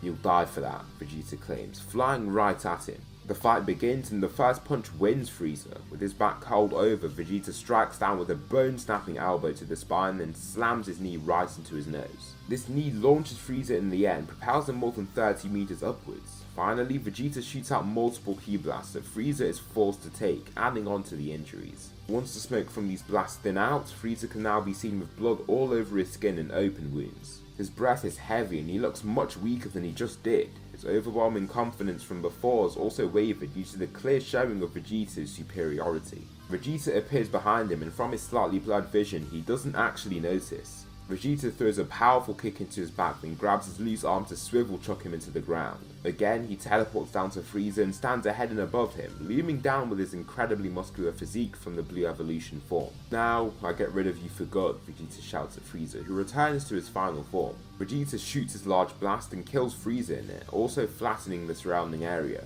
"I didn't even get a go, Vegeta," Goku says with sadness, now in his base form. "Oh please Kakarot, this man killed my father, my people, my race. He removed the throne that I was destined to rule. He kept me as a puppet all the way until adulthood and even killed 2 of my comrades. If there's anyone that deserves to kill that maniac, it's me," Vegeta explains, walking past the Saiyan. "Well, he killed my dad too." The two Saiyans continue training on Beerus' planet and get somewhat stronger. Goku is currently learning the powers of Ultra Instinct and he is actually making a lot more progress. Vegeta still edges out Goku slightly, but the gap is closing since he has better control of God Ki and has become better accustomed with it. His stamina using Super Saiyan Blue is far better than Vegeta's since he has become so used to using the form. Piccolo, who has now become slight acquaintances with Gohan, is currently training with him and his little brother, Goten. Goten is currently capable of Super Saiyan 2 and Gohan has learned to use his new Super Saiyan God form. Goten has had one flash of Super Saiyan God, which was during meditation, but other than that, he has no God Ki. The three are basically the strongest warriors on the planet, who hold the task of protecting it while Goku and Vegeta are gone. Nappa has been wished to be reborn by Shenron, since the Empire is in desperate need of rebuilding. Nappa is happy to return to his position of Emperor for the time being, and Vegeta stays on Earth with his new family with Bulma. Of course he does trip into the Empire every now and again, maybe checking into his colonies. At the end of the day, these colonies do have certain resources like clothing and food that he does demand from time to time. The Universe 6 tournament still takes place and Goku and Vegeta want to enter the hyperbolic time chamber beforehand. After this long series of training, Goku actually attained Super Saiyan Blue Evolution. He hasn't been trying to attain something further in the Saiyan transformation ladder, if you will, unlike Vegeta, but his affinity with God Ki has simply provided him with the form. Both fighters are more than ready to fight in the tournament and the contestants stay somewhat similar. However, Krillin is given a spot since he is actually quite a strong fighter and Goten is just too young to compete. So that will conclude the 6th part of What If Goku Was Born with God Ki. Again, I just want to thank you guys for 7,000 subscribers. The day before recording this, I was checking all day to see when we hit the target. Please tell me something you liked about this video, something that I should improve on for the future parts. Thanks so much for watching and I'll see you in the next video. This is Anime Wall Z here and today we're going to be doing the 7th part of What If Goku Was Born with God Ki. We have 4 more parts of this What If, then I will be starting my next What If Goku and Vegeta were trapped in the time chamber. After that, the next What If hasn't really been decided yet. I'll probably think about it once the time comes. There's nothing much else I want to say in the intro, so without further ado, let's get into the video. Wintertime, all the time, ooh, yeah. Look at the way that I move, swag, disrespectful and I'm rude, okay. I had cocaine in the school. Now let's cover the first match of the Tournament of Destroyers. They decide to let Krillin fight first, and he actually does pretty well. Krillin begins the fight and he charges right at Botomo, throwing a punch straight at his round belly. Once he does though, the force just gets absorbed by his fat. It actually stuns Krillin a little and makes him forced to change his approach. He starts flying around the circuit attempting to find an opening. Taking off one of his arms, he actually uses a technique that was of Android 16. Bombs go flying from the flat ending of his temporarily severed arm and let off violent explosions. Botomo still just tanks the explosive energy and doesn't even move his planted feet. Krillin, seeing that he can pretty much take any level of blunt damage that he can output, decides to come close and launch his Destructo Disc. He feels bad having to use such a brutal attack, but the fear of Beerus scolding him is definitely enough to make him load up the discs and chuck them. These attacks manage to chop off one of Botomo's limbs and even force him out of bounds while trying to dodge one of the discs. The next match is now Krillin versus Frost. Krillin doesn't even know Frieza that much, and the only time he met him was on Earth. This means he knows much less about Frieza's race as a whole, but he knows that they're supposed to be evil. This means that the fact that Frost isn't evil is definitely surprising, but not as much as it would be in canon for him. He also finds it weird how he looks so different to the Frieza that he saw, since he has only seen Frieza's final and golden forms. Frost starts in his first form, and Krillin actually has superior fighting ability. He ducks under a punch to his face and strikes upwards with 2 punches to the chest before dodging past a swing from his tail. Finally, he launches a powerful one-hand energy wave that Frost is forced to catch and evade by forcing it to the side. Both of the fighters are thrilled by the fight and continue to pour their all into it. Soon, seeing that the fight is going nowhere since they are basically going toe-to-toe, Frost transforms into his second form. Krillin comes diving down with a punch that cracks the arena floor, but then Frost dodges and lands a kick to the chest that launches Krillin across the arena. Swiftly, he arrives right behind the fighter and knees him in the back as hard as he can, causing him to stumble across the ground weakly. Luckily, due to his infinite stamina, he can fight through this and fight at near peak performance. He continues to throw haymakers and other blows, fighting second form Frost. As of now, the two fighters seem to be equal. They both slam their forearms into each other at the center of the arena, causing vibrations to be released from their point of impact. Frost backs away then begins his next transformation, reaching a form that Krillin is more familiar with. Triple threat, Krillin shouts, beginning his next technique. He begins with a technique that is totally unique to this what if, the Solar Flare times 500, which completely blinds his opponent. It was also far more effective as his eyes were wide open when it happened. Next, he chucks in a bunch of Destructo Discs. The first one severs off the tail of Frost and slices open the side of his abdomen. These discs keep on coming and he has to rely on his other senses to try and survive with these highly destructive circles flying around. While they soar towards Frost, Krillin takes off the end of his arm to launch several explosions at his opponent. The arena becomes incredibly bright from these constant explosions, but the light eventually dies down to reveal Frost again. He is quite bloody from the discs cutting him, but other than that, he has only received minor bruises. Krillin flies across the arena as fast as he possibly can, then throws a full power punch to his stomach, causing no damage. Frost then throws a punch of his own, launching Krillin right off the stands, disqualifying him. He is quite bummed out to see his fighting come to an end, but he knows that Frost is far above his level and there's no use in fighting anymore. Gohan is persistent in fighting next, and the group have little knowledge on why. He just says that he has a form to use, promising that he can win. "You better not lose me this tournament," Beerus exclaims, furiously standing back as he waits for him to go and deliver on the arena. Gohan faces Frost fearlessly, making Frost think about using his poison. However, he decides to keep it for Goku or Vegeta, and also to use it if the fight turns against him. At the end of the day, he doesn't know how strong Gohan is since they haven't even started fighting yet. Gohan immediately starts to power up and he transforms into his Super Saiyan God form. Beerus stands up from this ability, but Whis isn't surprised at all. He saw that Goku used this God Ki as a mere child, and he correctly deduces that due to him being the son of Goku, he has some form of this gene too, and is able to use God Ki even without any form of divine training. Gohan blasts off his feet and kicks Frost once in the stomach, winding him and making him cough a mix of blood and spit. Finally, he leaps up into the air and dives down with a kick to the back that slams him into the arena floor and knocks him out. Frost literally didn't have enough time to use his poison and attack Gohan, so he has lost the match and Gohan is kept on as a fighter for the next match. The following fighter to come and compete is Automagetta. This fight goes pretty quickly. Gohan ends up getting frustrated and shouts an insult which just causes the large robot to have a massive emotional breakdown. One punch is then all that is needed to launch his target fighter right out of the arena and onto the ground. The next fighter is a much stronger one, Cabba. Gohan sees that he is of course a Saiyan and that he is unable to use Super Saiyan. This time, Gohan is the one to teach Cabba and act as his first fighter in this tournament instead of Vegeta. Both fighters start and Gohan doesn't bother transforming. He simply goes into hand-to-hand combat with him and sees that Cabba seems to have the upper hand. It surprises him, but he then transforms into a Super Saiyan, making Cabba fearful and surprised.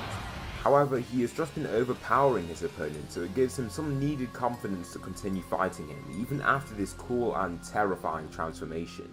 He throws 3 straight punches to his stomach and is shut down as he sees that he just doesn't move.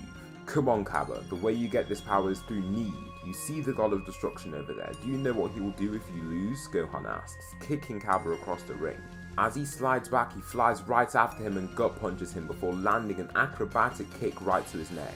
Cabba gets winded and beaten down from just these 3 hits alone, falling to his hands and knees. His breath is intensified and he continues to hold his neck from the throbbing pain from within it. This is a lethal mistake as it leaves his face open for a kick to the nose.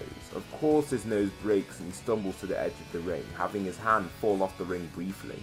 Like a cornered dog, the only option left for him is to bite. With the complete need for power, he stands up to his feet and screams, powering up into his new Super Saiyan form right in front of Champa. Good, now go and get him already, Champa insists. The new Super Saiyan flies right at Gohan and punches him in the chest and follows with a series of blows. Gohan is weaker than him, so he is getting rocked by some of these hits. Gohan, of course, is happy to help Cabba but needs to win the match. His aura switches to a flurry and fiery red and he transforms into Super Saiyan God. Cabba throws a punch to his chest and feels no movement from his body, not even a little shake. Gohan retaliates with a punch of his own, launching Cabba off the ring to deem the godly Saiyan the winner. The next match is a rather tough one for Gohan, Hit. Gohan is advised by his companions, mainly Vegeta, to use his strongest form from the jump. They just don't know how strong this guy is and Vegeta has the feeling that he could be strong. It makes more sense since Champa has kept him away for so long. But then again, if he does defeat Hit, he might not have the chance to fight, so Gohan not using the transformation from the jump might actually be what he wants. Even with all of these thoughts, Vegeta just throws it to the side to let himself just watch the match at hand. The fight begins and Gohan runs forward in his Super Saiyan God form, listening to Vegeta's advice. Before Gohan even reaches his opponent, he gets slammed back in the way, sliding across the ring with a bloody nose. Even Gohan himself has no idea what's just happened. After this, Gohan doesn't just rush in since he thinks the same thing will happen again and decides to play out a bit of range. He chucks in a bunch of ki blasts but Hit just dodges almost every one then just tanks the last one. Gohan brazenly launches a one-hand energy wave, but as he launches this energy wave, Hit disappears from sight and strikes him in the cheekbone, rocking him hard. As Gohan stumbles back, Hit just punches his face again and kicks him to the side of the ring. Gohan slowly gets back up with a bloody nose and can barely see with his unsteady vision.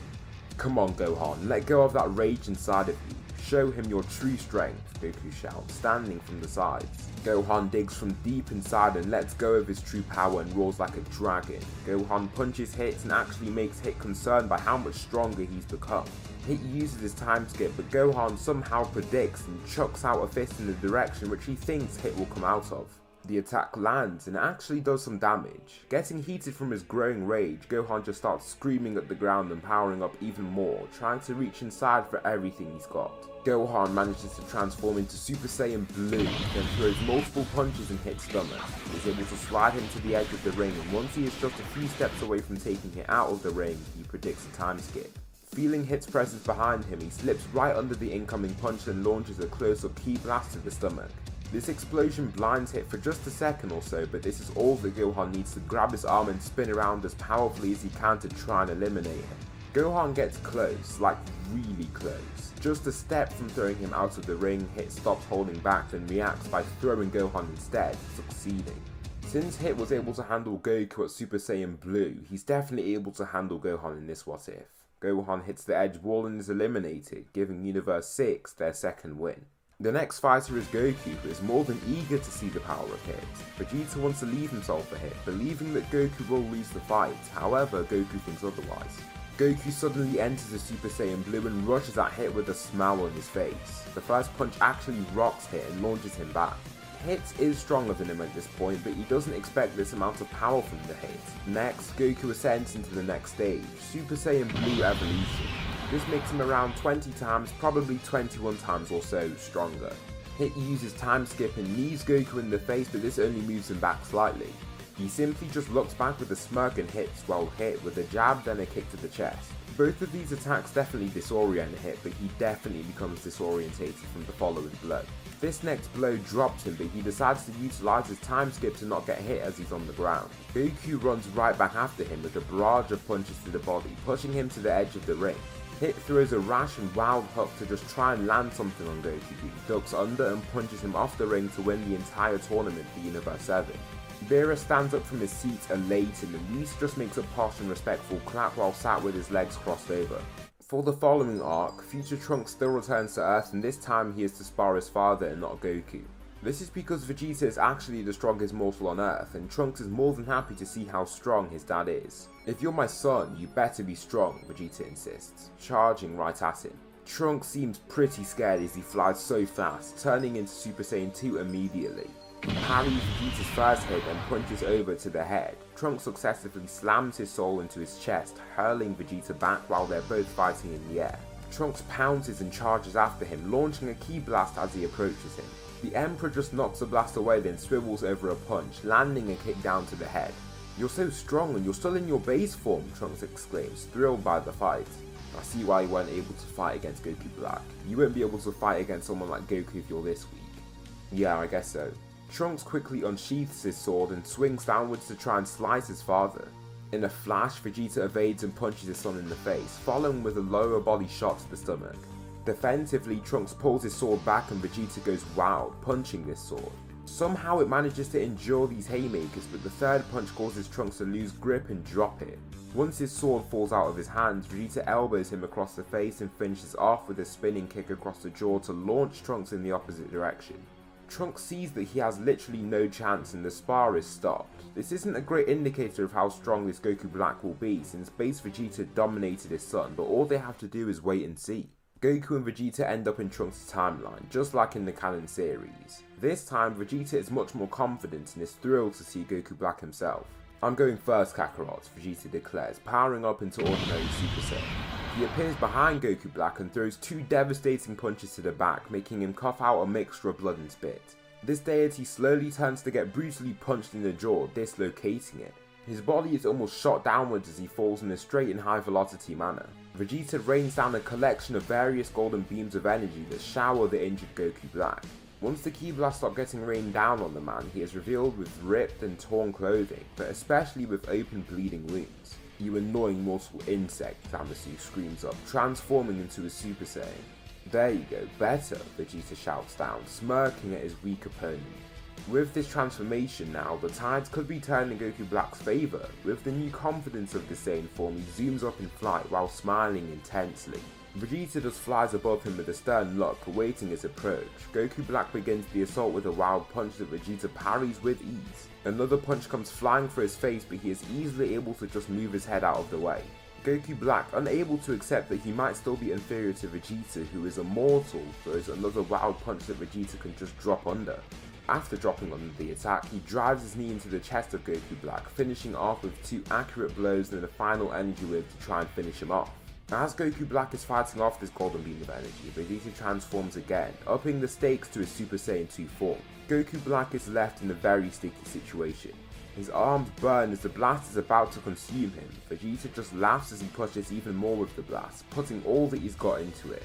Smartly, Goku Black flies back as fast as he can while also going sideways to evade it. His hands are left incredibly bruised, and so is his ego. Vegeta looks from above, still making no facial expression at all. "I will take you down along with your idiotic Zero Mortals project. You believe that you're so much stronger than us mortals, but you're about to get killed by one," Vegeta claims, actually striking fear into the deity. "Is he?" someone says from behind Vegeta. Vegeta is very confused, turning to see no one behind him. No one will stop us from completing our project, especially not you, imperfect mortal, Zamasu says, standing beside Goku Black. Took you long enough, Goku Black shouts, in frustration. So that will conclude the 7th part of What If Goku Was Born with God Ki. Please tell me something you liked about the video, or something that I should improve on for the next part. Thanks so much for watching, and I'll see you in the next video. Hey guys, this is Anime Ball Z here, and today we are going to be doing the 8th part of What If Goku Was Born with God Ki. I'm sorry for the 2-week wait for the last video. I've been putting a lot more effort into my revision for my upcoming exams, so do expect slower uploads for this channel. However, I will try my very best to keep to at least 1 video a week. And there's nothing much else I want to say in the intro, so without further ado, let's get into the video. Winter time, all the time, ooh, yeah. Look at the way that I move, swag, disrespectful and I'm rude, okay. I had cocaine in the school. So we left off with Zamasu coming to help Goku Black in his battle against Vegeta and Goku. Instead of fighting together, they part ways and aim for their 2 targets. Vegeta continues to face Goku Black, who is eager to take down the arrogant king, while Goku is up against the weaker Zamasu. Goku begins the fight in Super Saiyan, and he starts to see that Zamasu literally has no power. The only thing that Zamasu has is his healing powers and immortality. Trunks, come here, Goku says, while in Super Saiyan 3. Trunks follows after in his Super Saiyan 2 form and clashes with Zamasu, and they seem far more equally matched. They go tit for tat, and Trunks lands a slash with his sword, then he gets hit with some form of a punch, maybe a punch to the head, but he didn't see it. Trunks makes a skillful feint and gets Zamasu to open his body up for a sword stab. Once his sword stabs into his body, he succeeds with 2 haymakers to the chest. Finally, he takes the sword out of his body and swings down with an even more powerful slash to just cut his arm off completely. Goku wants to actually defeat this guy, and he is aware of his healing capabilities, so he decides to rush in and punch him away while in Super Saiyan 3. You mortals are incapable of understanding that your true state is death. You ruined the universe and shall be removed, he shouts with a newly healed arm. To kill us then, Zamasu, you stand no chance against us, Trunks shouts down, eating a senzu bean from Goku. This gives him a power boost accordingly, and he erupts in an enlarged aura covered in electricity. Zamasu this time is actually broken apart. He's getting uppercuts to the chin, punches to the stomach, key blasts to the face, and all of that. Finally, Trunks drives down like a rocket and kicks him into the ground, causing an accumulation of dust and debris to grow from the point of collision. Trunks smiles over the man that has caused this realm so much havoc. He makes a smirk while facing the healing deity. There is no way that you can win, Zamasu. You lose. Vegeta is currently making easy work of his opponent, Goku Black. Now in Super Saiyan God, Super Saiyan Goku Black simply doesn't have the power to combat the ultimate strength of the godly Saiyan King. However, his power continues to climb until Super Saiyan God Vegeta is only equal to Super Saiyan Goku Black. Vegeta is actually finding it quite annoying that these fighters can't just get put down and destroyed. More time passes and the gap continues to close. Due to his constant training in his Zenkai body, his power climbs literally by the second. In due time, Super Saiyan Blue evolution is only slightly stronger than that of Super Saiyan Goku Black. It seems that every time Vegeta beats him down, he comes back stronger. Out of nowhere, he ascends into Super Saiyan Rose, which now puts him far above the likes of even Vegeta.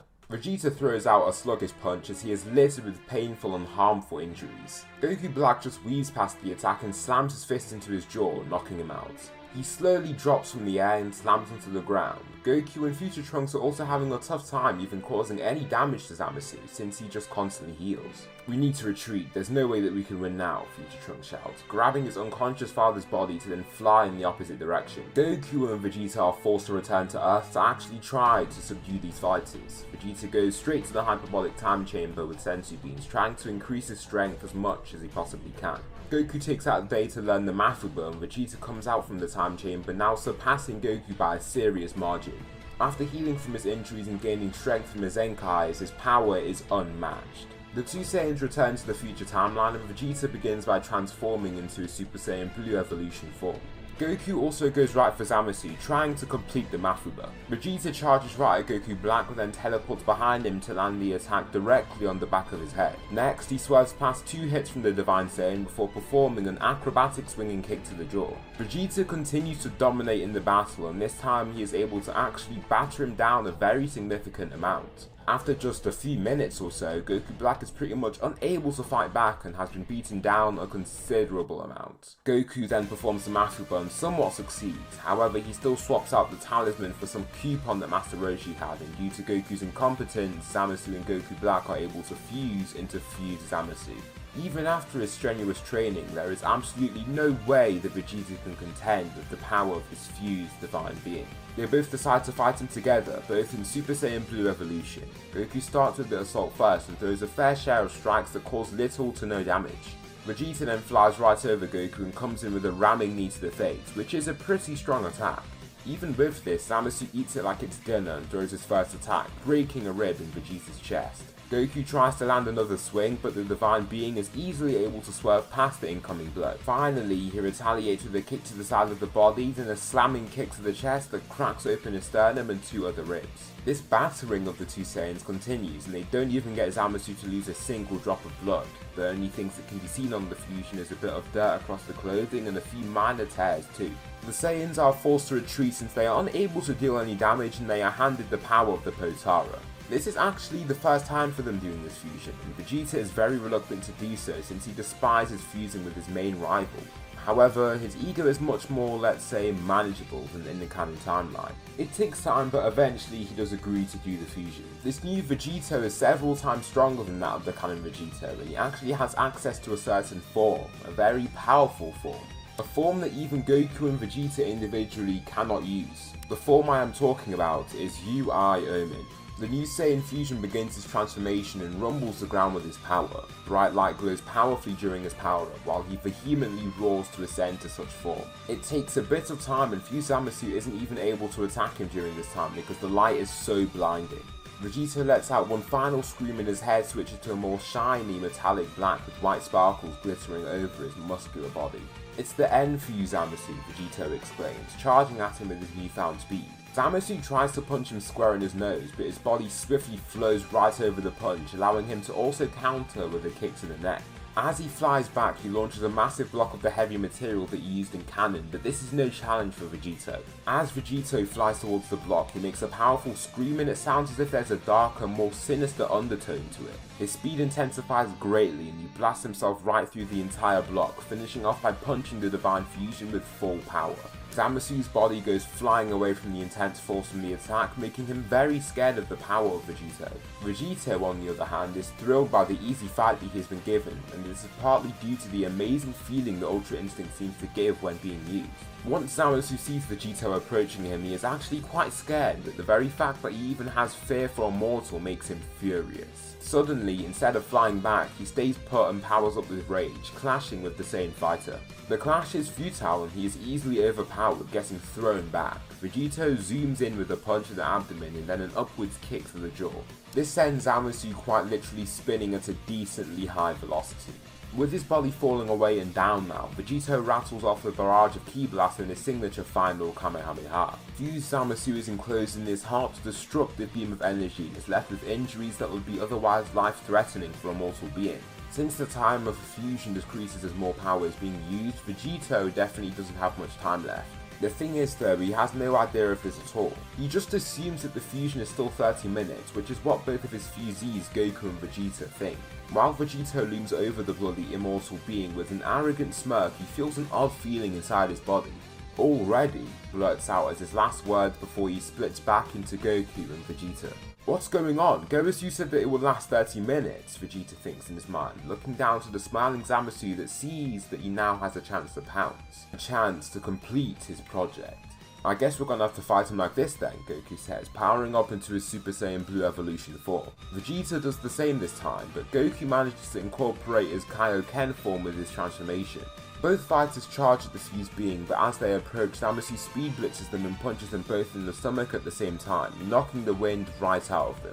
Now with the two Saiyans curled over while grasping their stomachs, he kicks away Vegeta then swings at Goku's chin to send him to the floor with one clean strike. Vegeta manages to stay conscious since he is stronger than Goku, and Goku is exerting a lot of stamina trying to use Kaioken with this form. Both Saiyans raise again and stand to see Zamasu demerge but then form several fused Zamasu, which is in the manga by the way, it's a little different. These Saiyans don't even have the stamina to go Super Saiyan anymore, leaving them with just their base forms. "Wow, our last battle," Goku says, seeing that he can no longer use any of his transformations. Luckily, Goku rummages through his clothing to find the button that calls upon Zeno, king of everything. Goku's naivety has managed to still make him friends with Zeno, and his ability to use God Ki without divine training means that Zeno has known about him ever since the incident with Grandpa Gohan. To be honest, quite a few of the angels and gods knew about him, since the fact that he used GOKU without any divine training as a mortal has basically never been seen before. Zeno arrives and destroys Zamasu, saving the future realm from this scary being. This time, during the little spar with Vegeta and Beerus, which is in the manga by the way, the god of destruction is very impressed with his abilities. His embedding of instant transmission into his fighting style makes him a lethal fighter, and he almost abuses it at times. During this time too, the humans are with Goku back on Earth, these humans being Krillin, Tien and Yamcha, and they all have a certain request for Goku. Can you teach us how to use GOKU? Krillin asks, as his mechanical eye twitches a little. Sure, I can try my best, Goku replies happily, powering up into his Super Saiyan God form. Some time passes and the humans continue their training with the godly Saiyan. It takes time before they can even comprehend the idea of GOKU, and Goku isn't exactly the best suited person to be explaining GOKU to frankly anyone. The first thing that does happen is that they learn to sense it from Goku, which intrigues them as it feels different but more majestic than ordinary ki. More powerful also. During the training, Krillin is the first to show a sign of using the power. Krillin is currently sparring with Goku in the waters next to the Kame house. Of course, Goku is just outplaying him the entire time and just beating down any approach that Krillin comes up with. Suddenly, Krillin feels a weird energy flow inside him, and this elates him as he assigns this feeling to the presence of GOKU. He stands still and he stops fighting, attempting to harness the power that he has just felt. A powerful aura encases him and he has finally activated his GOKU. So this is GOKU.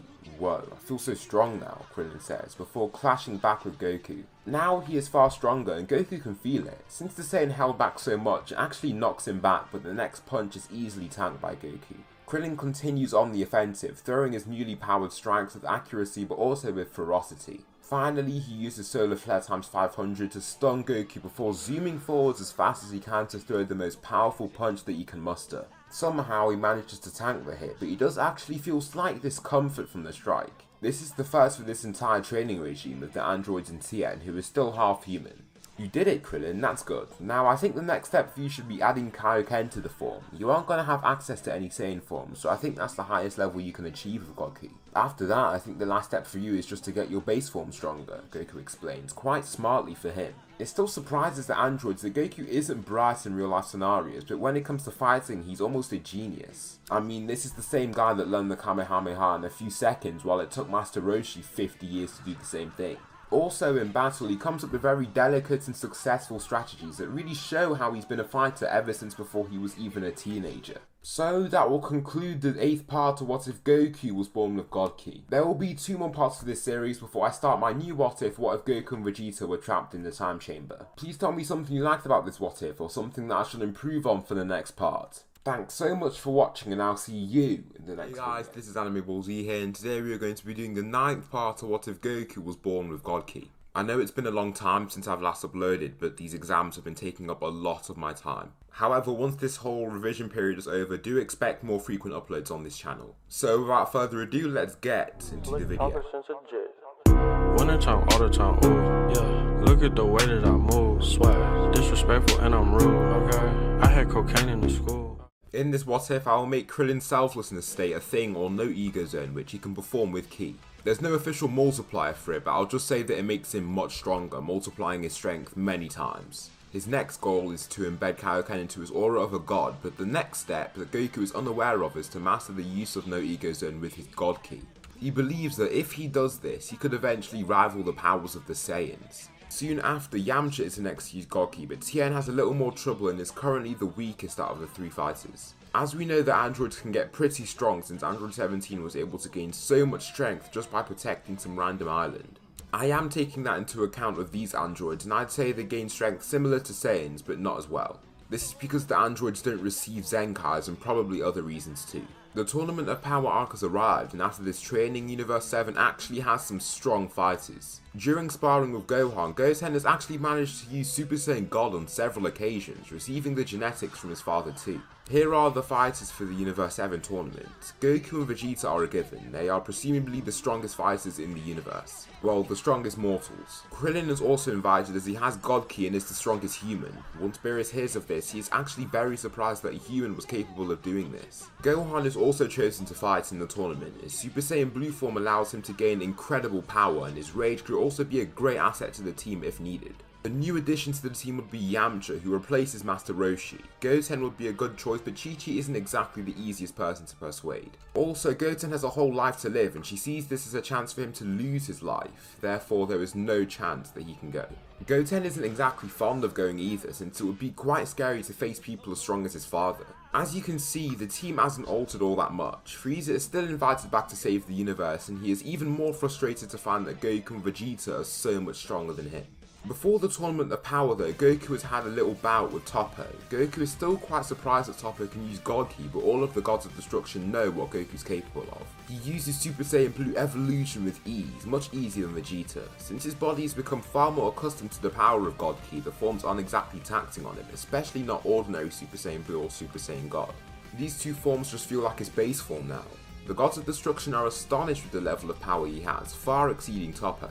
Toppo charges forward with his burly body, throwing massive haymakers. However, Goku swerves and swivels past all of these attacks. Finally, he finishes off the battle by ascending into his Super Saiyan Blue Evolution Kaioken times 10 form for flair. The gods can feel his sudden amplification of power, and it even causes shaking of the ring below him.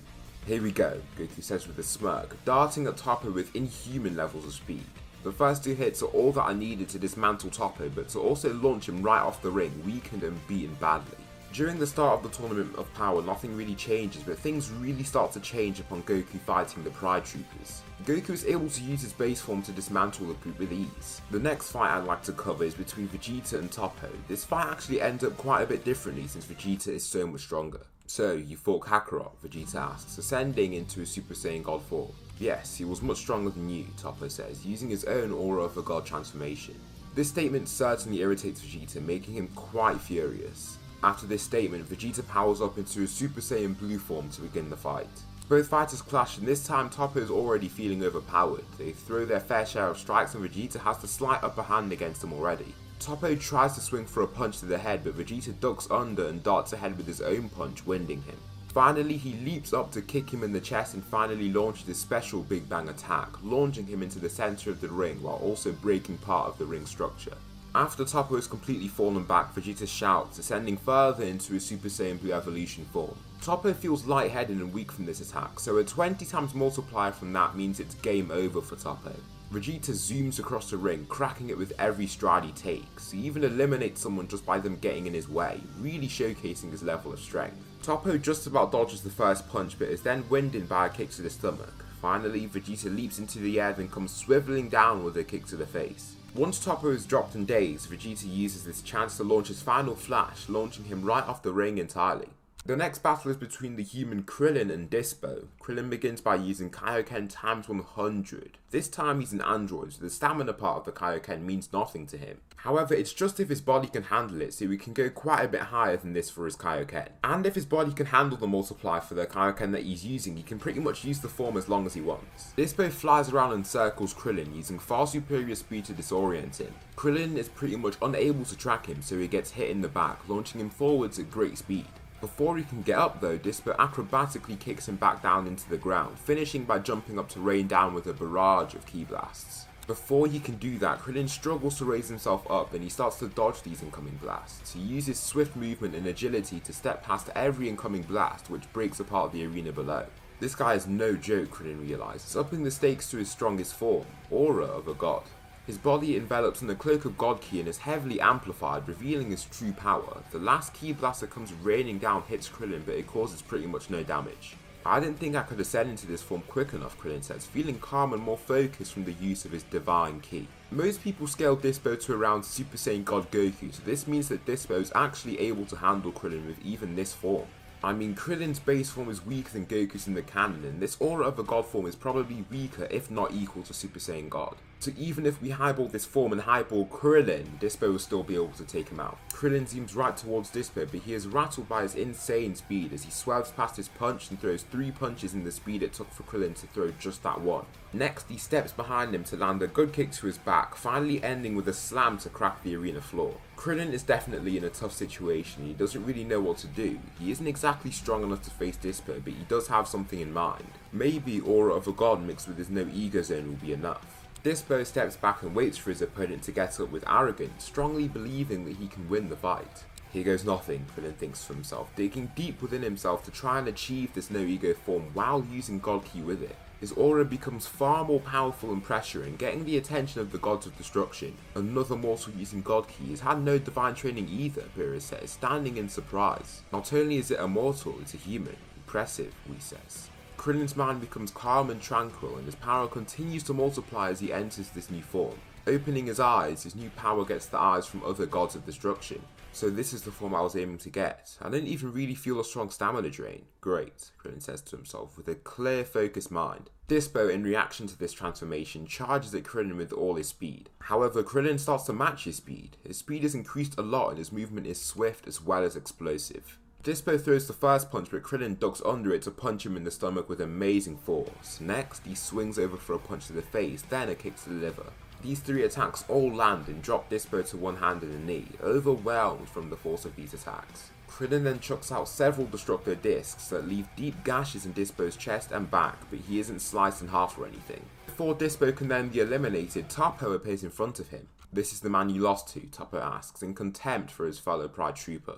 "He's stronger than you think," Dispo mutters before falling onto his side from exhaustion and agony. Toppo begins using his own aura of a god form, then charges right at Krillin with speed that is actually less than that of Dispo. However, his power should certainly not be underestimated, as he is able to punch Krillin across a large portion of the ring.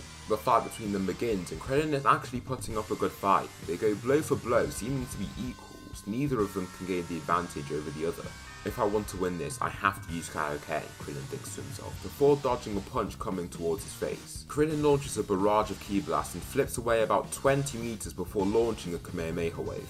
Toppo is able to launch a full power energy wave to combat this blast, then they fall into a power struggle. Both fighters just can't get the edge over the other, so the blasts explode in the midpoint between them. Krillin, clamping down his teeth in anticipation, begins trying to use Kaioken with this form. He can go even further, Beerus wonders with a smile, actually proud with how powerful his universe seems to be. "Done," Krillin shouts, engulfing in a red aura. His power quintuples with the use of Kaioken ×5, and his body just about manages to sustain this power. With this three-form combination, his power is absolutely insane for an android. Even Toppo can feel its imposing power, which makes him cautious about just running into the fight. Krillin darts ahead with his new power and actually speed blitzes Toppo, punching him square in the solar plexus. This launches him away, then Krillin literally leaps towards him, coming down with a powerful kick to slam Toppo into the ground. Finally, he unleashes his wrath with a combo of several punches to Toppo, making him cough blood and spit while causing unimaginable levels of pain in his body. Finally, Krillin grasps onto one of Toppo's arms and begins to spin powerfully, reaching amazing speeds. Using the last of his Kaioken, he chucks him right off the ring, and another one of Universe 11 is eliminated, making Chappa concerned. If this human is that strong, how strong are Goku and Vegeta? Seeing Jiren, Goku charges right towards him in Super Saiyan. He throws a multitude of attacks, but Jiren doesn't even move and tanks every hit without moving. However, Goku powers up into Super Saiyan God, then runs right back towards him to try the same thing again. Jiren still has no movement. Goku then takes it up a notch, ascending into his Super Saiyan Blue Evolution form. Goku then flies right back at him and throws the first punch, which Jiren actually slides back from. Goku throws a few more strikes and Jiren is forced to try and handle them. He is able to do so by doing things like parrying and blocking. Jiren throws a punch of his own, and this actually wins Goku, but he can take the hit. Next, a flurry of punches come his way, and there is little he can do to stop them. He first gets punched in the stomach, then Jiren aims higher with 2 punches to the face. Both of these head hits slide Goku back and slightly disorient him, leaving him open for a full throttle slam from Jiren. A good fifth of the arena breaks under the force of this slam, and Goku is left in the crater beaten and injured. This guy's no joke. So that will conclude the 9th part of What If Goku Was Born with God Ki. The next part of this What If will be its finale, and then I will move on to my next What If. What if Goku and Vegeta were trapped in the time chamber? Please tell me something you liked about this video, or something that I should improve on for the next part. Thanks so much for watching, and I will see you in the next video.